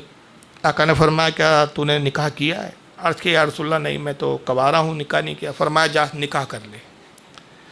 بہرحال انہوں نے کچھ کہا نہیں، خاموشی سے آ گئے. سوچنے لگے کہ میں تو خود مفلسی کی حالت میں ہوں، اور غربت کا یہ عالم ہے کہ میرے کھانے کے خود جو ہے مطلب تکلیف ہے، مجھے خود اپنے کھانے کے انتظام کے لیے دشواریاں ہوتی ہے. اگر میں ایک گھر میں ایک عورت کو لے آیا تو اس کے کھانے پینے کا اور اس کے رہن سہن کا سارے معاملات کا پھر کون ذمہ دار ہوں گا، اس کا کفیل کون ہوگا؟ تو انہوں نے کہا سرکار صلی اللہ علیہ وسلم نے کہہ تو دیا، لیکن اس پہ عمل کرنا میرے لیے دشوار ہے. پھر کسی اور موقع پہ حضور کی خدمت میں جاؤں گا اور حضور سے دعا کے لیے عرض کروں گا. تو بہرحال وہ کچھ عرصہ توقف کرتے ہیں اور اسی غربت کے عالم میں صبر کے ساتھ زندگی گزارتے ہیں. پھر دوسری بار وہ حضور کی خدمت میں جاتے ہیں کچھ عرصے کے بعد، عرض کرتے یا رسول اللہ میرے لیے دعا فرما دے کہ اللہ تعالیٰ میری مفلسی کو دور فرما دے. تو آقا نے فرمایا تم وہی ہو نا جو پچھلی بار آئے تھے دعا برکت کے لیے؟ بولے ہاں یا رسول اللہ میں وہی ہوں. کہا کیا نکاح کر لیا؟ اللہ کے نبی نکاح کہاں سے کروں سرکار، میں تو خود مفلس ہوں. اللہ کے نبی 2 وقت کا کھانے کا انتظام ہی میرے لیے بڑا دوبھر ہو جاتا ہے. اگر میں ایک اور شخص کو اپنے گھر لے آؤں، اب ایک خاتون کو بیوی بنا کے لے آؤں، اللہ کے نبی صلی اللہ علیہ وسلم اس کی کفالت کون کرے گا؟ اس کے کھانے پینے کا انتظام تو اور مشکل ہو جائے گا، مجھ پہ تو خود فاقے گزرتے. اللہ کے نبی نے فرمایا جاؤ نکاح کرو، اور قسم خدا کی اس حال میں ہی میرے پاس لوٹنا کہ تم نکاح کر چکے ہو. بہت سختی کے ساتھ کہا. بہرحال وہ صحابی چلے گئے، اور ایک روایت میں غالباً آتا ہے کہ 3 بار ہے اور چوتھی بار پھر انہوں نے نکاح کیا. ایک میں ہے کہ 2 بار جب حضور نے دوسری بار ہی سخت انداز میں کہا تو بہرحال گئے، اور انہوں نے جا کے پھر وہ جستجو کی تو ایک غریب مسکین صحابی کی بیٹی ان سے نکاح کے لیے راضی ہو گئی، اور انہوں نے اس سے نکاح فرما لیا. نکاح کرنے کے بعد اس خاتون کو اپنے گھر لے کر آتے ہیں، اور گھر لانے کے بعد زندگی کی بس شروع ہوتی ہے. تو 1 ہفتے کے بعد حضور کی خدمت میں حاضر ہوتے ہیں، عرض کرتے یا رسول اللہ اللہ تعالیٰ نے بڑی برکت دی. ایک وقت یہ تھا سرکار کہ مجھے خود فاقے گزرتے تھے، جس وقت سے شادی ہوئی اس رات سے ایک دن میں بھوکا نہیں سویا ہوں. اور اللہ کے نبی اب برکتوں کا یہ عالم ہے کہ ہم خود بھی کھاتے ہیں اور کچھ بچا ہوا حصہ اپنے پڑوس میں بھی دے دیتے ہیں. تو اللہ کے نبی مسکرایا، فرمایا کہ میں نہ کہتا تھا نکاح کر، تیری برکت کا سبب تیری بیوی تھی، تو اپنی برکت کو خود روکے ہوئے تھا. تو اسلام یہاں ایک تصور دے رہا ہے کہ جب ایک خاتون ایک عورت گھر میں بیوی بن کر آتی ہے تو وہ خود اپنی قسمت کا لے کر آتی ہے. آپ اس پر احسان نہیں کر رہے. آپ اپنی بیوی کو اگر کھلا رہے ہیں پلا رہے ہیں تو یہ مت سمجھیے کہ صاحب میں کھلا رہا ہوں میں پلا رہا ہوں. نہیں صاحب، آپ اس کی برکتوں سے آپ خود کما رہے ہیں، آپ اس کی برکتوں سے خود مستفید ہو رہے ہیں کہ وہ ایک برکتوں کا سبب ہے. تو اسلام نے بتایا کہ خاتون ایک برکت کا سبب ہے، یہ نہیں ہے کہ وہ ایک ذلت کی چیز ہے. یہی وجہ ہے کہ ہمارے ہاں نکاح کی اہمیت کو کیا ہے کہ جب نکاح کی تقریب ہوتی ہے تو عورت کو بھی پورا پورا حق دیا ہے کہ اس سے اجازت لی جائے، اور جب تک وہ اجازت نہ دے تو نکاح نہیں ہو سکتا، اس سے اجازت لی جائیں گی۔ مگر اگر دوسری طرف ہم دیکھیں، کرٹیسائز ہی نہیں ہے، صرف کمپیئر کرنا مقصود ہے، کیونکہ آج کل اسلام پہ انگلیاں زیادہ اٹھا رہے ہیں، خود اپنے گریبان میں لوگ جھانک کر نہیں دیکھتے۔ اور ان کے ہاں شادی میں لڑکی کی اہمیت کتنی ہے، صرف اتنی اہمیت رکھی کہ انہوں نے اس کا نام ہی دے دیا کنیا دان۔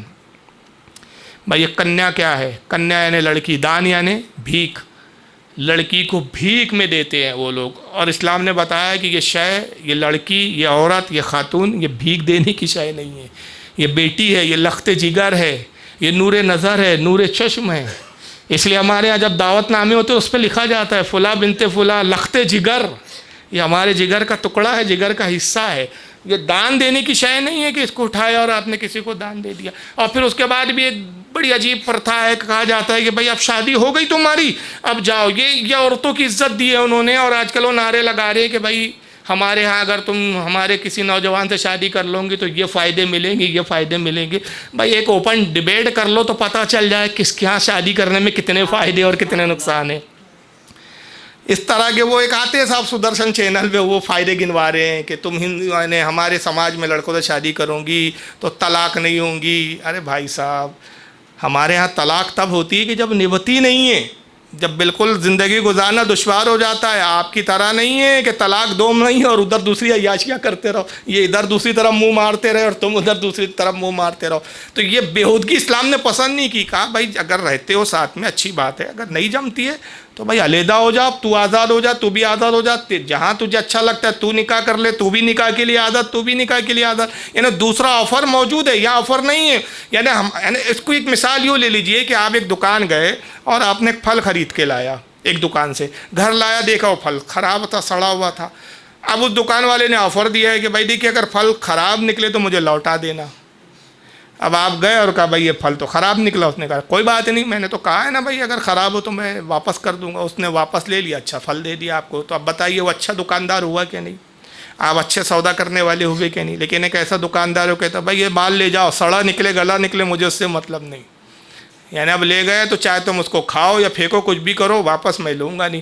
تو اسلام ایسی دکانداری کو پسند کرتا ہے کہ اگر مال خراب ہو تو بھائی ریٹرن کا آپشن ہے، نہیں جم رہا ہے بھائی ٹھیک ہے ریٹرن کر دو آپ۔ یہاں ایسا نہیں ہے، سڑا گلے کے ساتھ پوری زندگی اردھانگنی بنا کے آدھا دھڑ خراب ہے اور 7 جنموں تک نبھانے کی باتیں ہو رہی ہے۔ ارے ایک جنم میں تو نبھ نہیں رہی ہے، اور اگر نبھ رہی ہوتی تو کورٹ میں آپ ہی کے کیس زیادہ نظر آتے۔ تو بہرحال چلیے ان کی ہم کیا بات کریں۔ تو وہاں کنیا دان ہے، ہمارے ہاں دان نہیں ہے، بلکہ کیا ہے ہمارے ہاں عزت کے ساتھ لڑکی کو بیاہ دیا جاتا ہے، باپ عزت کے ساتھ بیاہتا ہے۔ اور اس پر بھی اس کو بھی کیا بشارت ملتی ہے؟ لڑکی کو تو یہ بشارت ہے کہ جس گھر میں جائیں گی برکتوں کا سبب بن کے جائیں گی۔ اور باپ کے لیے ادھر کیا بشارت ہے؟ جو اپنی بیٹی کو نکاح کر رہا ہے، بیٹی کو بیاہ رہا ہے، یہ نہیں ہے کہ تو نے کنیا دان دے دے، یہ بوجھ ہے اس کو اتار دے، نہیں۔ آقا صلی اللہ علیہ وسلم کھڑے ہوتے ہیں، فرماتے جو اپنی 2 بیٹیوں کی پرورش کرے، اچھی تعلیم دے اور پھر اچھے گھر میں ان کا رشتہ کر دے۔ صحابی کہتے، راوی کہتے حضور نے اپنی انگشت مبارک کا اشارہ کیا، کہا وہ اور میں دونوں جنت میں ایسے ساتھ ساتھ جائیں گے۔ یہ باپ کے لیے بشارت مل رہی ہے۔ ایک صحابی کھڑے ہوئے، یا رسول اللہ آپ نے 2 بیٹیوں کے لیے فرمایا، اگر کسی کی ایک ہی بیٹی ہو تو آقا مسکرائے فرمایا وہ بھی میرے ساتھ جنت میں ایسے ہی جائیں گا۔ تو باپ اگر بیٹی کو اچھی تعلیم دے، تربیت اچھی کرے، اچھے اخلاق اور کردار کا اس کو جو سکھائے اور اس کے بعد نکاح اس کے اچھی جگہ کر دے، باپ کے لیے بشارت ہے۔ شوہر کے گھر آ رہی ہے، شوہر کے لیے برکتوں کا سبب ہے، ایک خاندان کا مرکز بن کر آ رہی ہے۔ اب اس سے خاندان جاری ہوگا، ایک نسل جاری ہوں گی، ایک صالحین کا ایک طبقہ جاری ہوگا۔ تو عورت کو اتنا بلند درجہ دیا، اب وہ ماں بھی بن رہی ہے۔ اور پھر اس میں ایک جگہ میں بتاؤں آپ کو، حالانکہ حدیث ضعیف ہے لیکن یہ مجھے بڑی پسند ہے، میں اس لیے بیان کر دیتا ہوں کہ شوہر کے حقوق کے ساتھ اس کو شوہر کی داسی نہیں بنا کے رکھا گیا ہے، اس کو بلکہ کیا بنایا ہے؟ شریک زندگی میں بار بار یہ ورڈ استعمال کر رہا ہوں، شریک زندگی۔ ایک مرتبہ حضرت سیدہ خاتون جنت رسول اللہ سے عرض کرتی ہے کہ بابا جان علی تو جہاد کرتے ہیں اور ہم جہاد نہیں کرتی، تو نیکیوں میں تو ہم سے آگے نکل گئے، مرد نیکیاں زیادہ کرتے عورتیں کم کرتی ہیں۔ اور اللہ کے نبی عورتیں تو پیچھے ہو گئی اپنے شوہروں سے کہ وہ شوہر جہاد کرتے ہیں، ہم جہاد نہیں کر سکتی تو ہمیں جہاد کی فضیلت نہیں ملتی۔ تو آقا صلی اللہ علیہ وسلم نے فرمایا کہ اے فاطمہ جو تم اپنے شوہر کے لیے روٹی بناتی ہو اس میں بھی تمہارے لیے جہاد کا اجر ہے، اس میں بھی تمہارے لیے جہادی کا اجر ہے. تو عرض کرتی یا رسول اللہ ٹھیک ہے جہاد کا تو اجر مل جاتا، لیکن سرکار یہ تو آپ کے ساتھ جہاد کرنے کی برکتیں لوٹتے، ہم تو آپ کے ساتھ نہیں جا سکتی. تو حضور ایک پھر مسکراتے اور فرماتے ہیں کہ فاطمہ جب شوہر تھکا ماندہ کام کاج سے گھر لوٹتا ہے اور دروازہ کھٹکھٹاتا ہے، بیوی دروازہ کھولتی ہے اور اپنے شوہر کا مسکرا کر استقبال کرتی ہے، اللہ ہر مسکراہٹ کے بدلے ایک جہاد کا ثواب اس کے اعمال میں لکھ دیتا ہے. اندازہ لگائیے کتنا بلند کیا جا رہا ہے. گھر بیٹھے نہیں کیا کمائیے آپ، بس شوہر صاحب کو جو ہے اسمائل دیتے رہیے، ایک جہاد کا ثواب لیتے رہیے. اور آپ کے لیے تو یہ کہ تلواریں ہیں، پھر جاؤ لڑو، جان ہتھیلے، نہ جان ہتھیلی پہ لینا ہے نہ جان کا کوئی خطرہ ہے، ایسے مسکراہٹ دینا ہے، ایک اسمائل دینا ہے اپنے شوہر کو اور جہاد کا ثواب لینا ہے. تو یہ عورت کو حضور نے نیکیوں میں بھی اتنا بلند فرما دیا، مقام و درجے میں بھی اتنا بلند فرما دیا. اب یہاں پہ لیکن معاملہ کیا ہے، یہاں پر کچھ معاملے برعکس ہے، اعتراض ہمارے اوپر ہو رہا ہے. اب اعتراض جن چیزوں پر ہوتا ہے کہتے ٹھیک ہے بھائی آپ عورتوں کی اتنی برکت کی فضیلت کی باتیں بتا رہے ہو، اچھا ایک چیز بڑی اچھی بات یاد آئی، اب شوہر کیا آ گئی تو کیا باپ کی پراپرٹی کی حقدار نہیں رہی؟ بولیے، باپ کے یہاں بھی پراپرٹی کی حقدار ہے، یعنی ابھی بھی اس کا حق باپ کے ہاں سے ختم اسلام نے نہیں کیا ہے. لیکن غیروں کیا کہا ہے، کنیا دان کر دیا، اب تم خود دان ہو گئی تو تمہیں یہاں سے کچھ ملنا نہیں ہے. اور بھی کہا بھی دیا جاتا ہے کہ بھائی جو کچھ دینا تھا سب شادی پہ ہم نے تمہارے لگا دیا، اب باپ کے ہاں تمہارے لیے کوئی حصہ نہیں ہے. لیکن اسلام ایسا نہیں ہے. اسلام کہتا ہے کہ شادی ہونے کے بعد بھی اپنے باپ کے گھر حق ہے، ویسا ہی حق ہے جیسے پہلا تھا، حتیٰ کہ باپ کی جو وراثت ہے اس میں بھی وہ حصے دار ہے. لیکن پھر یہاں ایک اعتراض آ جائے گا، اگر کوئی تھوڑا سا چالاک آدمی آپ کو ملے اور کہے کہ بھائی ٹھیک ہے آپ یہاں تو بڑے تاؤ میں کہہ رہے ہیں کہ عورتوں کو دیکھو پراپرٹی میں حقدار بنایا جا رہا ہے، حق دیا جا رہا ہے، ہمارے یہاں حق نہیں ہے صاحب پراپرٹی میں لڑکیوں کو، کنیا دان میں بچوں دے دیا. لیکن صاحب وہ اس میں بھی تو تھوڑی سی ناانصافی کیا آپ نے. کیا ناانصافی کی؟ کہا کہ بھائی مرد کو 2 حصے دے دیا، عورت کو 1 حصہ دے دیا. تو وہاں تو آپ نے تعصب برتا نا عورت کے ساتھ، برابری کہاں ہوئی پھر؟ یہاں اسلام کا بیلنسنگ دیکھیے، رسول اللہ کی دور اندیشی دیکھیے، کیسا قانون نافذ کیا آقا نے. مرد کو 2 حصے اس لیے دیے کہ اس کو اپنے باپ سے جو پراپرٹی ملی باپ کے 2 حصے لیے. لیکن بیوی کے لیے کیا ہے، 1 حصہ تو وہ ہے جو باپ سے لیں گی، 1 حصہ اپنے شوہر کا لیں گی. تو شوہر کا 1 حصہ اور 1 باپ کا حصہ، تو یہاں اس طرح اس کو 2 حصے مل جائیں گے. تو یہاں بھی وہ شوہر کا بھی حصہ پا رہی ہے، باپ کا بھی پا رہی ہے، مرد کے برابر ہے. تو یہاں بھی ایکول ہے، یہ نہیں ہے کہ صاحب اس کو نیچے یا کمتر رکھا ہے. تو پراپرٹی میں بھی حصے دار بنایا گیا. پھر ایک تیسرا اعتراض آ جاتا ہے یہاں پر کہ ٹھیک ہے جب اتنے حقوق کی بات کر رہے تو آپ پھر عورت کو پردے میں کیوں رکھتے ہو؟ تو بھائی اس کو آزادی دو پھر تھوڑا سا آپ گھومنے پھرنے کی. تو عورت کو ہمارے ہاں جو آزادی جس طرح کی دی وہ کس طرح سے دی؟ بے پردگی کو آزادی نہیں کہا گیا، جسم کی نمائش کو آزادی نہیں کہا گیا ہے، غیر مردوں کے بیچ جانا اٹھنا بیٹھنا گفتگو کرنا بات چیت کرنا، اس کو آزادی نہیں مانتے ہم. اب لوگوں نے آزادی کا مطلب یہ لے لیا، بہت ایک گھٹیا جملہ بول رہا ہوں میں لیکن سمجھانے کے لیے، کہ بسکٹ کی ایڈ ہے، بسکٹ کی ایڈ ہے، ایک برہنہ عورت وہ بسکٹ بتا رہی ہے. بھائی اس سے اس کی برہنگی سے اس بسکٹ کا کیا تعلق ہے؟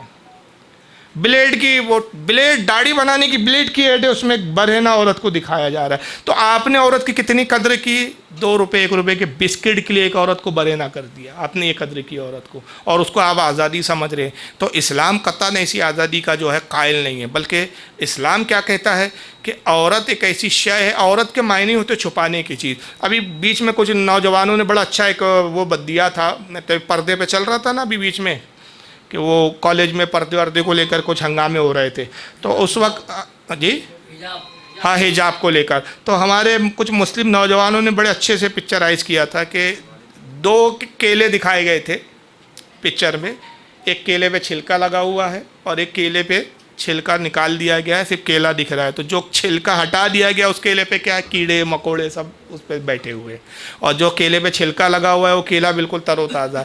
تو یعنی اشارہ کیا گیا کہ یہ عورت ایک ایسی شے ہے کہ جب تک پردے میں رہتی ہے محفوظ رہتی ہے، اور جب پردہ ہٹ جاتا ہے تو سڑن پیدا ہو جاتی ہے. اور پھر وہ خود ہی نہیں سڑن پیدا کرتی، جس معاشرے میں جاتی ہے اس معاشرے میں ایک سڑن پیدا کر دیتی ہے، وہ معاشرہ سڑنے لگتا ہے. تو پردہ جو ہے عورت کا تحفظ ہے، عورت کی عظمت کا تحفظ ہے، اس کے وقار کو بلند کرتا ہے، نہ کہ اس پر یہ کوئی ظلم اور جبر ہے، یہ نہیں ہے. بلکہ اچھا پھر ایک بات اور آتی ہے کہ اچھا چلیے اب آزادی کی بات کر رہے ہیں آپ کہ بھائی عورتوں کو بہت حقوق دیے، بہت حقوق دیے. تو پھر یہ بتائیے کہ آپ کے ہاں تو 4 شادی مرد لوگ کر لیتے ہیں، عورت کو تو آپ نے 1 ہی کی پرمیشن دی ہے، تو ان کو 4 کی پرمیشن کیوں نہیں دیتے؟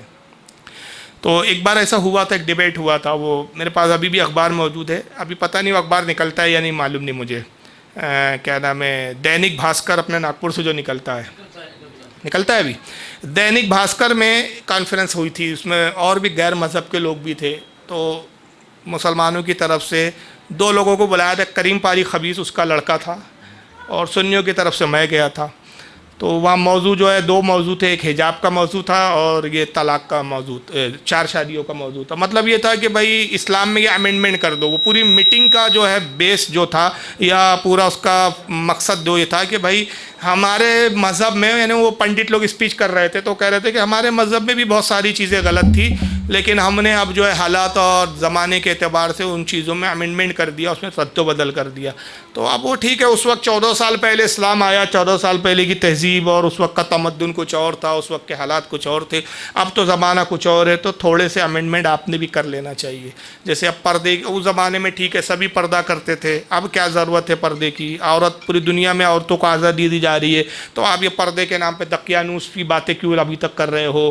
تو تھوڑی سی آزادی دے دینا چاہیے.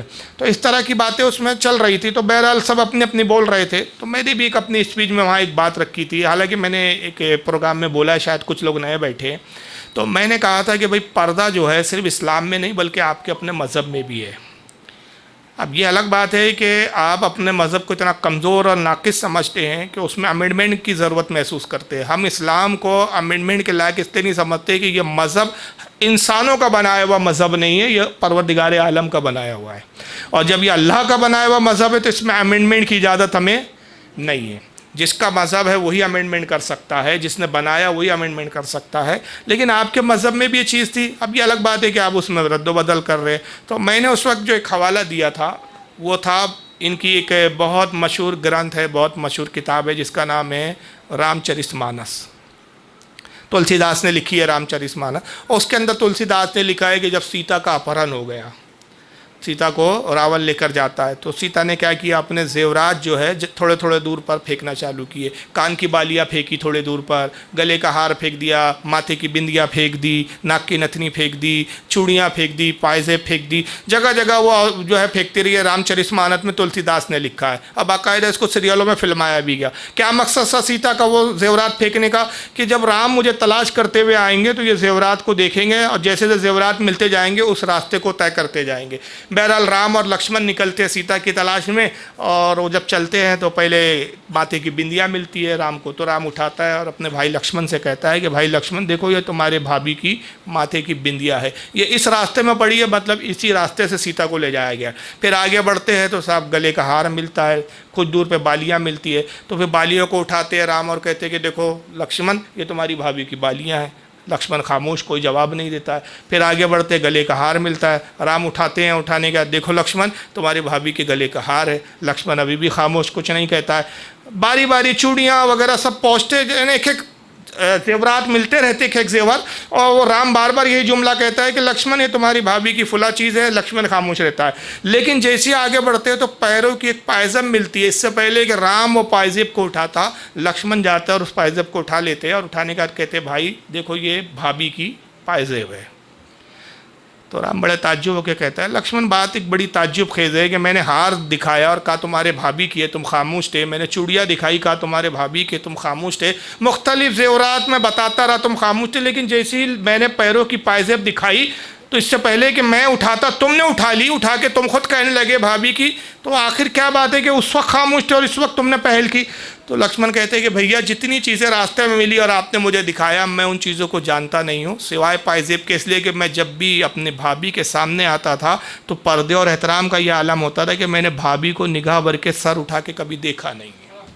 میرے نگاہ جو ہے ہمیشہ پیروں کی طرف تھے. تو میں پائزیب کو تو پہچانتا ہوں لیکن چوڑیاں اور ہار کو اور ماتھے کی بندیاں وغیرہ کو نہیں پہچانتا. تو میں نے کہا آپ کے یہاں بھی یہ لحاظ تھا، یہ پردہ تھا، آنکھوں کا پردہ تھا، لباس کا پردہ تھا کہ ایک دیور بھی جب اپنی بھابھی کے سامنے آتا تھا تو وہ نگاہ اٹھا کر دیکھتا نہیں تھا. یہ آج بھی اس طرح کی تہذیب آپ کے یہاں جائیے راجستھان میں مل جاتی ہے، گجراتی فیملی میں مل جاتی ہے. مگر اب یہ الگ بات ہے کہ اب آپ جو ہے اپنی عورتوں کو خود بے پردہ کرنا چاہتے ہیں، بے پردہ بنانا چاہتے ہیں. لیکن اسلام وہ मज़हब है कि जो औरत को बेपर्दगी करके उसकी इज्जत को घटाना नहीं चाहता। अब मुझे ये बताइए, मैंने वहाँ एक सवाल किया, मैंने कहा मैं आप लोगों से सवाल पूछता हूँ, हो सकता है कि आप मनुष्य में रामचरितमानस से शायद इत्तेफाक ना करें और यही कह के रिजेक्ट कर दे अभी कि वो पुरानी बात थी, हम तो अमेंडमेंट की बात कर रहे हैं। आप हो सकता है कि साहब मेरी दूसरी दलीलों को नकार दे। मैं आज प्रेजेंट की बात करता हूँ कि आज आपके यहाँ जो मठों में जो साधवियाँ होती है वो किस तरीके से रहती है।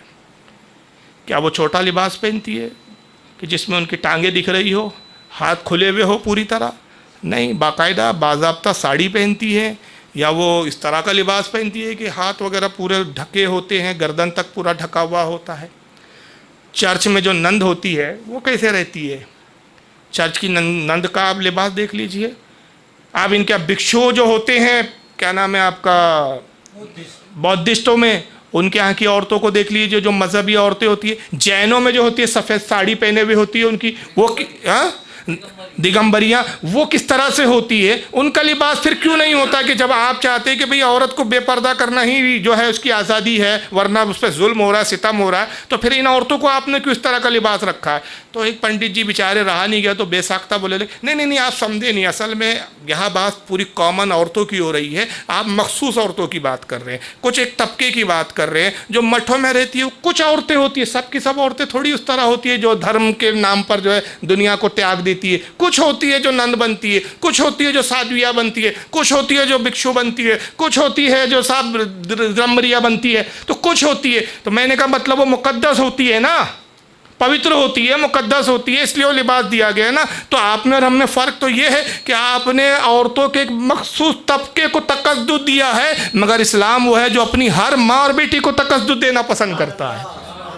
आपने एक मखसूस दायरे में इसको कैद कर दिया है, और हमारे इस्लाम में मखसूस वाला मामला है ही नहीं। आपका तो पढ़ाई का मामला आ जाए तो वो मखसूस हो जाता है कि सिर्फ भाई ब्राह्मण ही एक बिरादरी है जो पढ़ेंगी या पढ़ाएंगी, दूसरी बिरादरी को हक नहीं। हमारे यहाँ ऐसा नहीं है साहब, हमारे यहाँ तो इतनी आज़ादी है कि कोई भी बिरादरी से आप ताल्लुक़ रखते हो, दीन सीखने का आपको भी हक़ है, कुरान पढ़ने का आपको भी हक़ है। हद तो ये है कि आप कितनी ही छोटी बिरादरी से आते हो, ज़ाहिरन उर्फ़ में जो छोटी बिरादरी, वरना इस्लाम में क्या है, अल्लाह फरमाते कि में बेहतरीन हुआ है जो साहिब तकवा है, तकवे के मयार पर जो उसको इज्जत और एहतराम का मदार कायम किया गया है। लेकिन उर्फ में जो हमारे बिरादरी है, भाई ये छोटी बिरादरी बड़ी बिरादरी, एक छोटी बिरादरी का भी फ़र्द अगर कुरान और हदीस का इल्म हासिल कर ले तो हमारे वो आलिम बन जाता है, और वक्त के बड़े से बड़े बिरादरी वाले भी उसका एहतराम करते हैं, उसके हाथ की और उसकी दस्तबोसी करते हैं, और फिर नमाज का वक्त आ जाए तो वही इमामत के काबिल होता है। तो हमारे एक मखसूस दायरे को महदूद नहीं किया गया।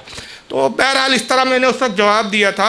तो एक हमारे दोस्त है, डॉक्टर है अभी, और वो कई डिग्रियाँ लिए उन्होंने, तो वो क्या नाम है LLB भी कर रहे थे। तो मुस्लिम पर्सनल लॉ जब पढ़ाया जाता है तो शादियों के बारे में उसमें आता है कि मुस्लिम पर्सनल लॉ में की जो है 4 औरतों की इजाज़त है। तो एक मरतबा मिलने आए मुझसे और कहने लगे कि यार मैं अभी मुस्लिम पर्सनल लॉ पढ़ रहा हूँ, तो इस्लाम में बहुत सारी चीज़ें अच्छी लगती है मेरे को, लेकिन एक चीज़ बड़ी खटकती है, 2 चीज़ें बड़ी खटकती है। क्या? तो कहने लगे कि देखो एक तो ये है कि यार वो तलाक आपके यहाँ की मुझे बड़ी खटकती है, और दूसरा यार ये कि आप जो है बराबरी की बात करते हो, सिर्फ तकरीरों तक आपकी बराबरी का मामला है, प्रैक्टिकल में ऐसा मामला नहीं है। तो मैंने कहा क्या मतलब, कैसे आप बताइए? तो बोले देखिए हमारे यहाँ ऐसा है कि शादी जो है वो 7 जन्मों का रिश्ता माना गया है। अब वो इस तरह से पेश कर रहे हैं डॉक्टर साहब, उनके पेश करने का अंदाज़ देखिए, और इसी तरीके से आज पेश करके हमारी बहनों को जो है गुमराह किया जा रहा है कि भाई मुसलमान से शादी करोगी तलाक का ख़तरा है। हमारे यहाँ तो 7 जन्मों का रिश्ता है भाई साहब। हालांकि बहुत सारी बातें की गई है, एक एक बात पर जवाब देने के लिए एक तकरीर की ज़रूरत है वो, और जिन लोगों ने बातें की है उनका वीडियो डाल कर बात करने में ज़्यादा मज़ा है। तो कहा कि देखिए साहब आपके यहाँ तो, फिर वो डॉक्टर साहब कहते कि 80 साल हो गए शादी को, अब बूढ़ा बुढ़ी हो गए, बच्चे पैदा हो गए। अब उस बुढ़ापे में एक दिन बड़े मियाँ को गुस्सा आ गया किसी बात पे, गुस्से में थोड़ा सा बीवी से लड़ लिया और गुस्से के आलम में कह दिया तलाक तलाक तलाक। 3 बार तलाक बोला साहब, 80 साल का रिश्ता ख़त्म। 1 सेकंड 1 मिनट नहीं लगा, 1 मिनट के अंदर ख़त्म हो गया। हमारे यहाँ तो है भाई 7 जन्मों का रिश्ता है, टूटता ही नहीं। एक जन्म में पति पत्नी नहीं है, दूसरे भी जन्म थी, 7 जन्मों तक पति पत्नी है। और आप क्या ऐसा है? मैंने कहा नहीं देखिए ऐसा नहीं है, हमारे यहाँ भी रिश्ता बड़ा अजीम और मोहतरम है, लेकिन एक्चुअल में हमारा मज़हब फितरत वाला मज़हब है। प्रैक्टिकली बात करता है, वो दकियानूसी बात नहीं करता। मैंने कहा आप डॉक्टर है तो मैं आपको बड़े अच्छे से समझा सकता हूँ, वरना अगर कोई चाय वाला होता तो समझाना मुश्किल हो जाता। समझ रहे, चाय वाले को नहीं समझा सकते आप, डॉक्टर था समझ। मैंने कहा डॉक्टर साहब ये मेरा हाथ है, और ये बात तकरीबन 10 साल पुरानी है। तो मैंने कहा इस वक्त मेरी उम्र 40 साल है, ये हाथ 40 साल से मेरे साथ है, और इस हाथ को मैं सेहतमंद रखने के लिए अच्छे से अच्छे साबुन इस्तेमाल करता हूँ, अच्छी क्रीमें इस्तेमाल करता हूँ, इस हाथ के बड़ी देख रेख करता हूँ। ये हाथ मेरा काम करता है, ये मेरा सहारा है, मेरा ज़रिया है। मैं इसके ज़रिए खाता हूँ, चीज़ों को पकड़ता हूँ, ख़रीदता हूँ, लेता हूँ, देता हूँ। आप समझ सकते हैं हाथ कितना काम की चीज़ है। तो मुझे बड़ा महबूब है ये हाथ, ये मेरे जिस्म का हिस्सा है, ये मेरा अंग है। लेकिन होता ही है कि एक दिन इसमें एक फोड़ा हो जाता है, और फोड़ा होने के बाद वो फिर पकने लगता है। तो मैं पहले कुछ क्रीम व्रीम लगाता हूँ अपने तौर पर, लेकिन वो फोड़ा और पकने लगता है, बड़े होने लगता है, फिर उसमें पीप भर जाता है, फिर उसमें और पकान पैदा हो जाती है। फिर मैं एक डॉक्टर के पास जाता हूँ, इत्तेफाक से डॉक्टर ज़्यादा बड़ा नहीं है, मोहल्ले का छोटा सा डॉक्टर है, उसको दिखाता हूँ। वो डॉक्टर ने मुझे कुछ दवा दी, कुछ क्रीम दी, वो लगाया, बजाय इसके कि वो ज़ख्म ठीक होता सूखता और ज़ख्म बढ़ गया और पीप भरने लगा। अब मैं आप जैसे सर्जन डॉक्टर के पास आया, जो आप एक सिविल सर्जन डॉक्टर है। अब मैं आया, मैं कहा डॉक्टर साहब देखिए मैंने बहुत इलाज करवाया, अपने तौर पे भी दवाइयाँ खाई, डॉक्टर से भी दवाइयाँ खाई, कोई फ़ायदा नहीं हुआ। आपने देखा, कहा भाई आपने तो टाइम लगा दिया, देर कर दी, ये ज़ख्म इतना ख़राब हो गया है कि ये नासूर बन गया है, इसमें पॉइज़न हो गया है, और ये पॉइज़न आपके पूरी जिस्म में फैल रहा है, बॉडी में सुरायत कर रहा है। तो अब अगर आप बचना चाहते हो, ज़िंदगी बचाना चाहते हो, मौत से बचना चाहते हो, तो ये हाथ आपको काटना पड़ेगा। जब तक इतना हाथ काट के फेंका नहीं जाएगा आपकी ज़िंदगी खतरे में है। तो मैंने कहा क्या करना चाहिए, मैंने जान बचाने के लिए हाथ काटना चाहिए या नहीं काटना चाहिए, आपकी मेडिकल साइंस क्या कहती है? तो बेसाख्ता कहते हैं अक्लमंदी तो है कि वो एक हाथ काट दिया जाए। बोले, मैंने कहा अगर मैं वहाँ चिल्लाना शुरू कर दूँ, शोर करूँ कि भाई ये हाथ मैं नहीं काटने दूंगा, मैं मर जाऊंगा, पूरे बॉडी मेरी सड़ती है तो सड़ जाए, मुझे मौत आती है तो आ जाए, लेकिन ये हाथ मैं कटने नहीं दूंगा, 40 साल से इसका मेरा साथ है। तो आप मुझे अक्लमंद कहेंगे कि बेवकूफ़? बोले आप बेवकूफ़ है, जिस्म का एक अंग अगर ख़राब हो जाए तो उसको हटा कर आप जान बचाना चाहिए। मैंने कहा बस यही है, इस्लाम साइंटिफिक मज़हब भी है, प्रैक्टिकल भी मज़हब है। वो मर्द और औरत को एक जिस्म दो जान कहता है, वो भी कहता है कि जब निकाह हो गया, मियाँ बीवी एक हो गए, ये एक जिस्म है, बल्कि ये एक जान है ये। लेकिन होता ही है कि कभी कभार इस एक हिस्से में कुछ सड़न पैदा हो जाती है, कुछ ख़राबी आ जाती है।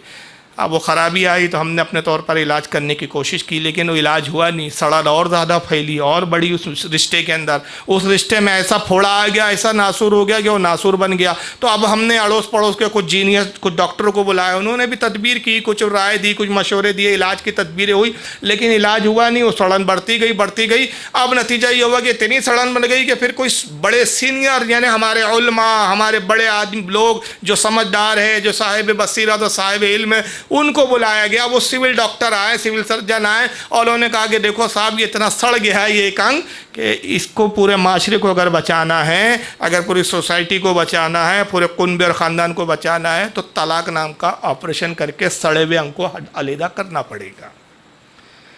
तो इस्लाम, मैंने कहा, प्रैक्टिकल है। तो ये तलाक एक्चुअल में एक ऑपरेशन है कि जब कोई, अगर एक सड़न या तो मर्द की तरफ से हो सकती है तो औरत उससे खुला लेके उस सड़न को दूर कर ले, और सड़न अगर औरत की तरफ से है तो मर्द तलाक के ज़रिए उससे जुदाई करके उस हिस्से को अपने से जुदा कर ले। तो मैंने कहा ये एक ऑपरेशन है प्रैक्टिकल। मगर इस्लाम तो कहता है कि भाई सड़न वाले हिस्से को अलग कर दो, पूरा माशरा, पूरा घर मत सड़ाओ। आप कहते नहीं साहब, 7 जन्मों तक मर जाएंगे, सड़ जाएंगे, गल जाएंगे, लेकिन 7 जन्मों तक इस रिश्ते को झेलते रहेंगे। तो प्रैक्टिकली बात वहाँ नहीं मिलती है। यहाँ इस्लाम एक दीन फितरत है, इसलिए यहाँ पर आपको अक़ली तौर पर भी इस्लाम के कानून को हम समझा सकते हैं।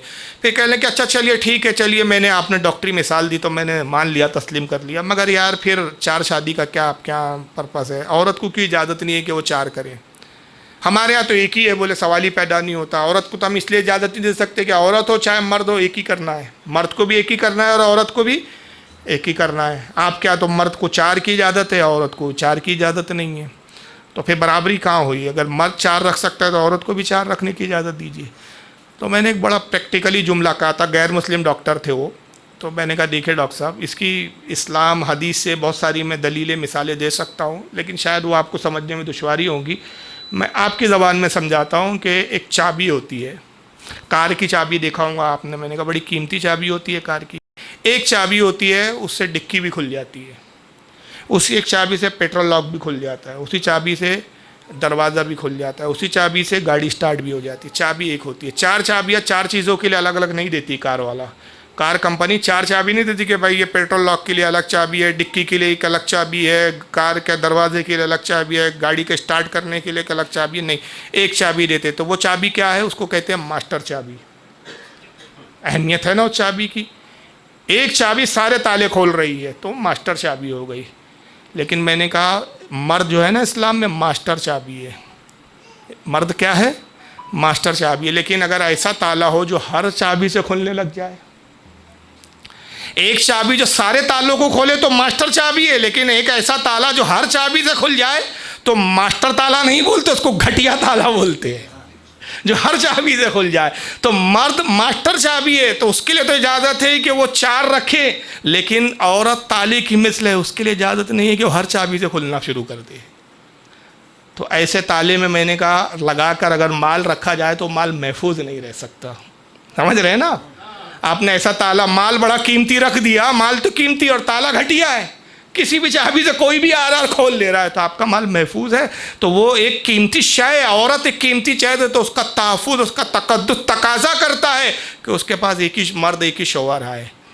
مرد تو ماسٹر چابی ہے، وہ جتنے تالے رکھے، لیکن اس کے لیے بھی ہمارے شریعت میں چار کی حد لگائی کہ بھائی یہ ایک ضرورتاً ہے، چار ضرورتاً ہے. یہ نہیں ہے کہ عیش پرستی اور عیش و عشرت کے لیے اور سیکس کی تکمیل کے لیے ایک پورا راستہ کھول دیا گیا. اور وہاں بھی پھر بڑی تاخیر ہے کہ بھائی دوسری شادی کرو تو حقوق ادا کرنے کی ہمت رکھتے ہو، صلاحیت رکھتے ہو تو شادی کرو. یہ نہیں ہے کہ صرف عیاشی کے لیے آپ شادیوں پہ شادیاں کیے جا رہے ہو، حقوق ادا کر سکتے ہو. آقا صلی اللہ علیہ وسلم تنبیہ فرما رہے ہیں کہ اگر کوئی شخص دو بیویاں رکھتا ہے اور دونوں میں برابری عدل نہ کر سکے تو قیامت کے دن اس حال میں آئے گا کہ اس کا ایک بازو جھکا ہوا ہوگا، اور قومیں اور امتیں اس وقت دیکھ کر اس پہ لعن طعن کریں گی اور جان جائیں گی اس کے بازو جھکا ہونے کی بنیاد پہ یہ وہ شخص ہے جس نے اپنے بیوی کے ساتھ حقوق ادا نہیں کیا. اور پھر اللہ تعالیٰ اس پر گرفت فرمائیں گا، اور جس بیوی کا حق نہیں کیا وہ اپنے حقوق کے بدلے اس کی نیکیوں کا مطالبہ کر کے اس کی نیکیاں لے لیں گی. امام غزالی رحمۃ اللہ علیہ نے مثال دی، عزیز یہ حقوق کیا سمجھا تو نے؟ اگر یہ ہمت ہو تو دوسرے نکاح کی خواہش کر. فرمایا کہ حقوق کی مثال یوں ہے کہ اگر تیرے پاس دو بیویاں ہو تو حقوق یہ نہیں ہے کہ دو پھل لایا، مثلا تربوز لایا، تربوز کی مثال بھی دی امام غزالی نے کہ تربوز لایا تو دو تربوز لایا، ایک تربوز اس بیوی کو دے دیا، ایک تربوز اس بیوی کو دے دیا، اور کہا دیکھو حق ادا کیا نا، دونوں کو تربوز لا کے دیا. تو امام غزالی فرماتے حق ادا نہیں ہوا. ممکن ہے ایک عورت کا تربوز پھیکا نکل جائے، بد مزہ نکل جائے، تو اس کے ساتھ حق تلفی ہو گئی جس کا بد مزہ نکلا.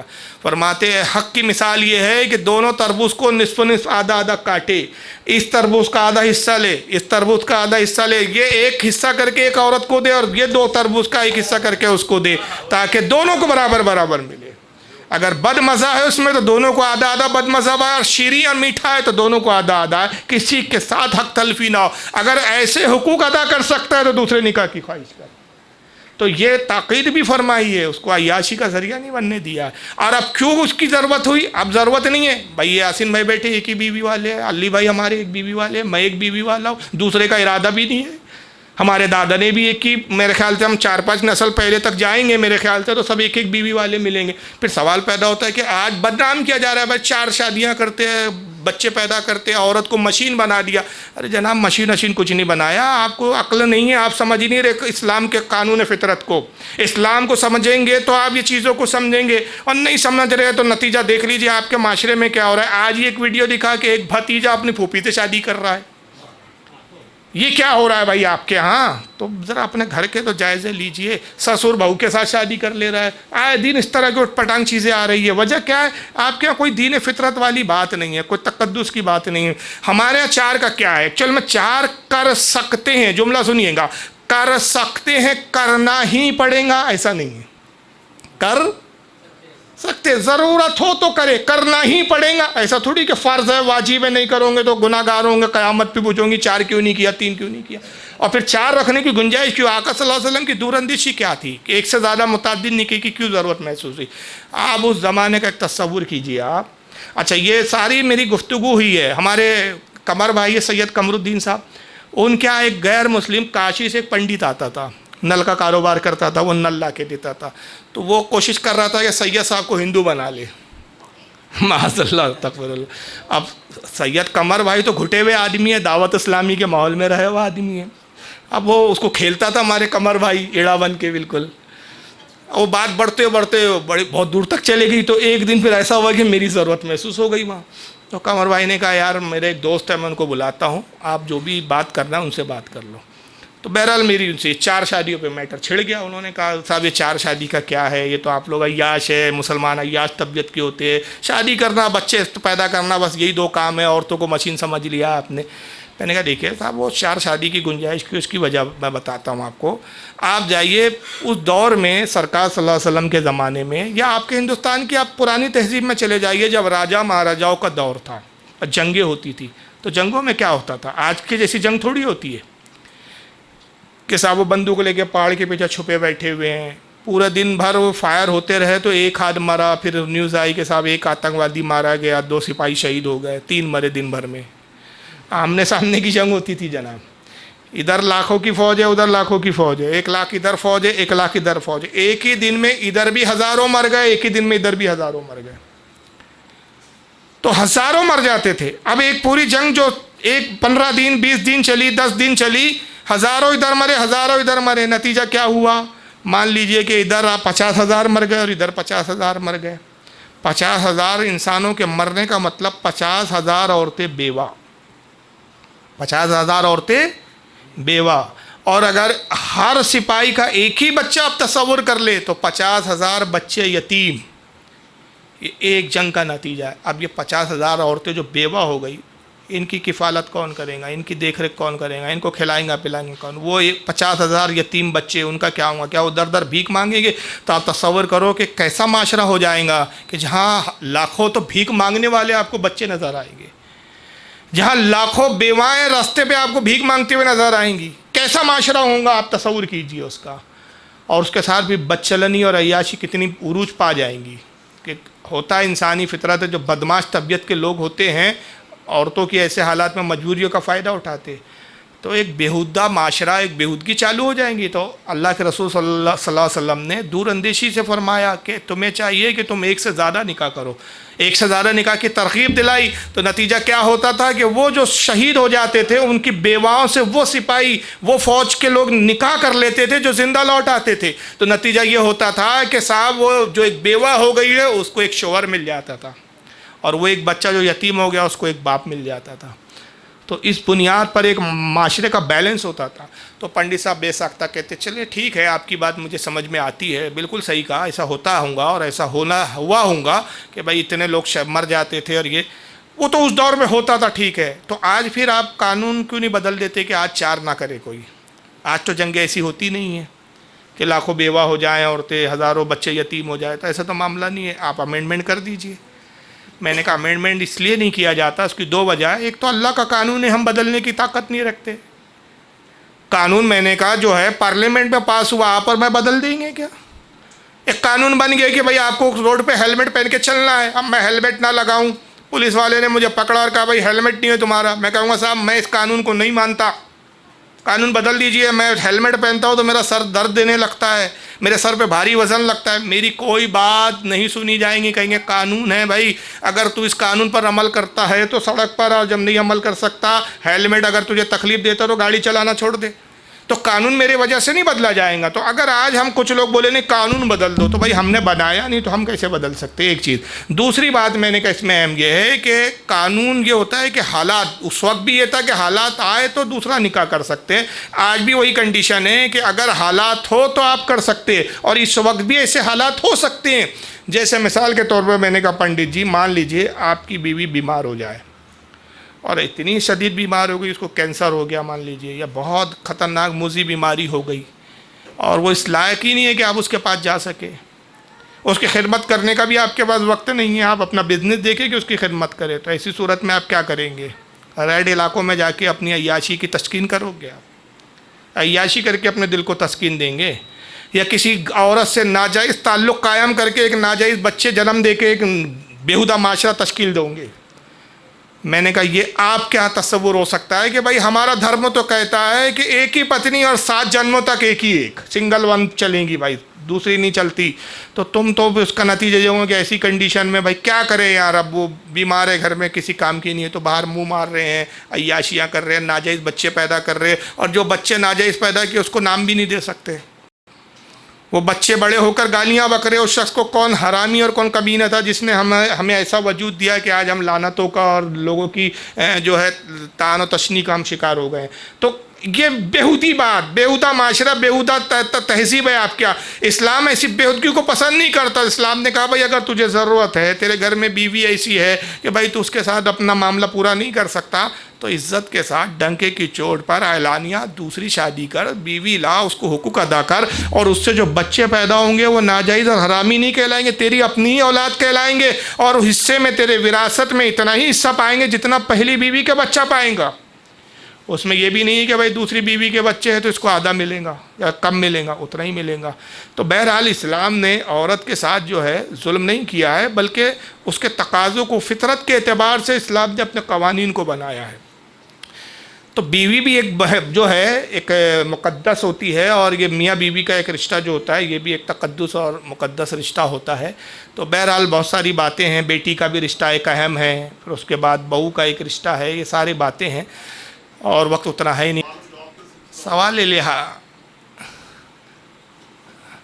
کوئی سوال پوچھنا ہو تو پوچھ لے۔ جس شخص کی 2 بیٹی ہے اس کا نکاح ہوا، پھر ایک ہے اس کے، اور جس کو ایک بھی نہیں ہے اس کا کیا؟ یہ تو حدیث میں نہیں آیا، کسی نے سوال ہی نہیں کیا رسول اللہ سے کہ یا رسول اللہ، لیکن اس کے لیے ایک دوسری حدیث ہے کہ حضور نے یتیم بچوں کو پالنے کی بھی ترغیب دلائی ہے۔ تو ایسی صورت میں اگر کسی کو اولاد نہیں ہے تو کوئی ایسا یتیم بچی ہو یا کوئی غریب بچی ہو، اس کا نکاح کر دے تو امید ہے کہ اللہ تعالیٰ اسی عوض اس کو بھی اسی زمرے میں اس کو شمار فرما لے۔ اللہ سے کیا بعید ہے؟ بلکہ سرکار نے کہا نا کہ جو یتیم بچے کے سر پہ ہاتھ پھیر دے اللہ تعالیٰ اس عمل سے بھی راضی ہو جاتا ہے۔ اور پہلے تو دستور تھا، خود حضرت عائشہ ام المومنین نے ایک بچی کو پالا تھا، اس کا نکاح بھی کیا تھا حضور نے، خود حضور نے اپنے جیب خاص سے اس کا نکاح فرمایا تھا۔ تو بہرحال یہ کر لے، اگر کسی کو اولاد نہیں ہے تو رشتے میں ہو، کوئی غریب مسکین رشتے میں ہو تو اس بچی کا نکاح کا جو ہے اخراجات برداشت کر لے۔ رشتے میں نہیں ہے کوئی غریب وغیرہ تو کوئی کسی یتیم بچی، کسی بھی جگہ کی کوئی یتیم بچی اس کے ساتھ ایسا سلوک کر لے۔ کسی کے پاس کوئی سوال نہیں ہے؟ چلیے صلاۃ و سلام پڑھیے۔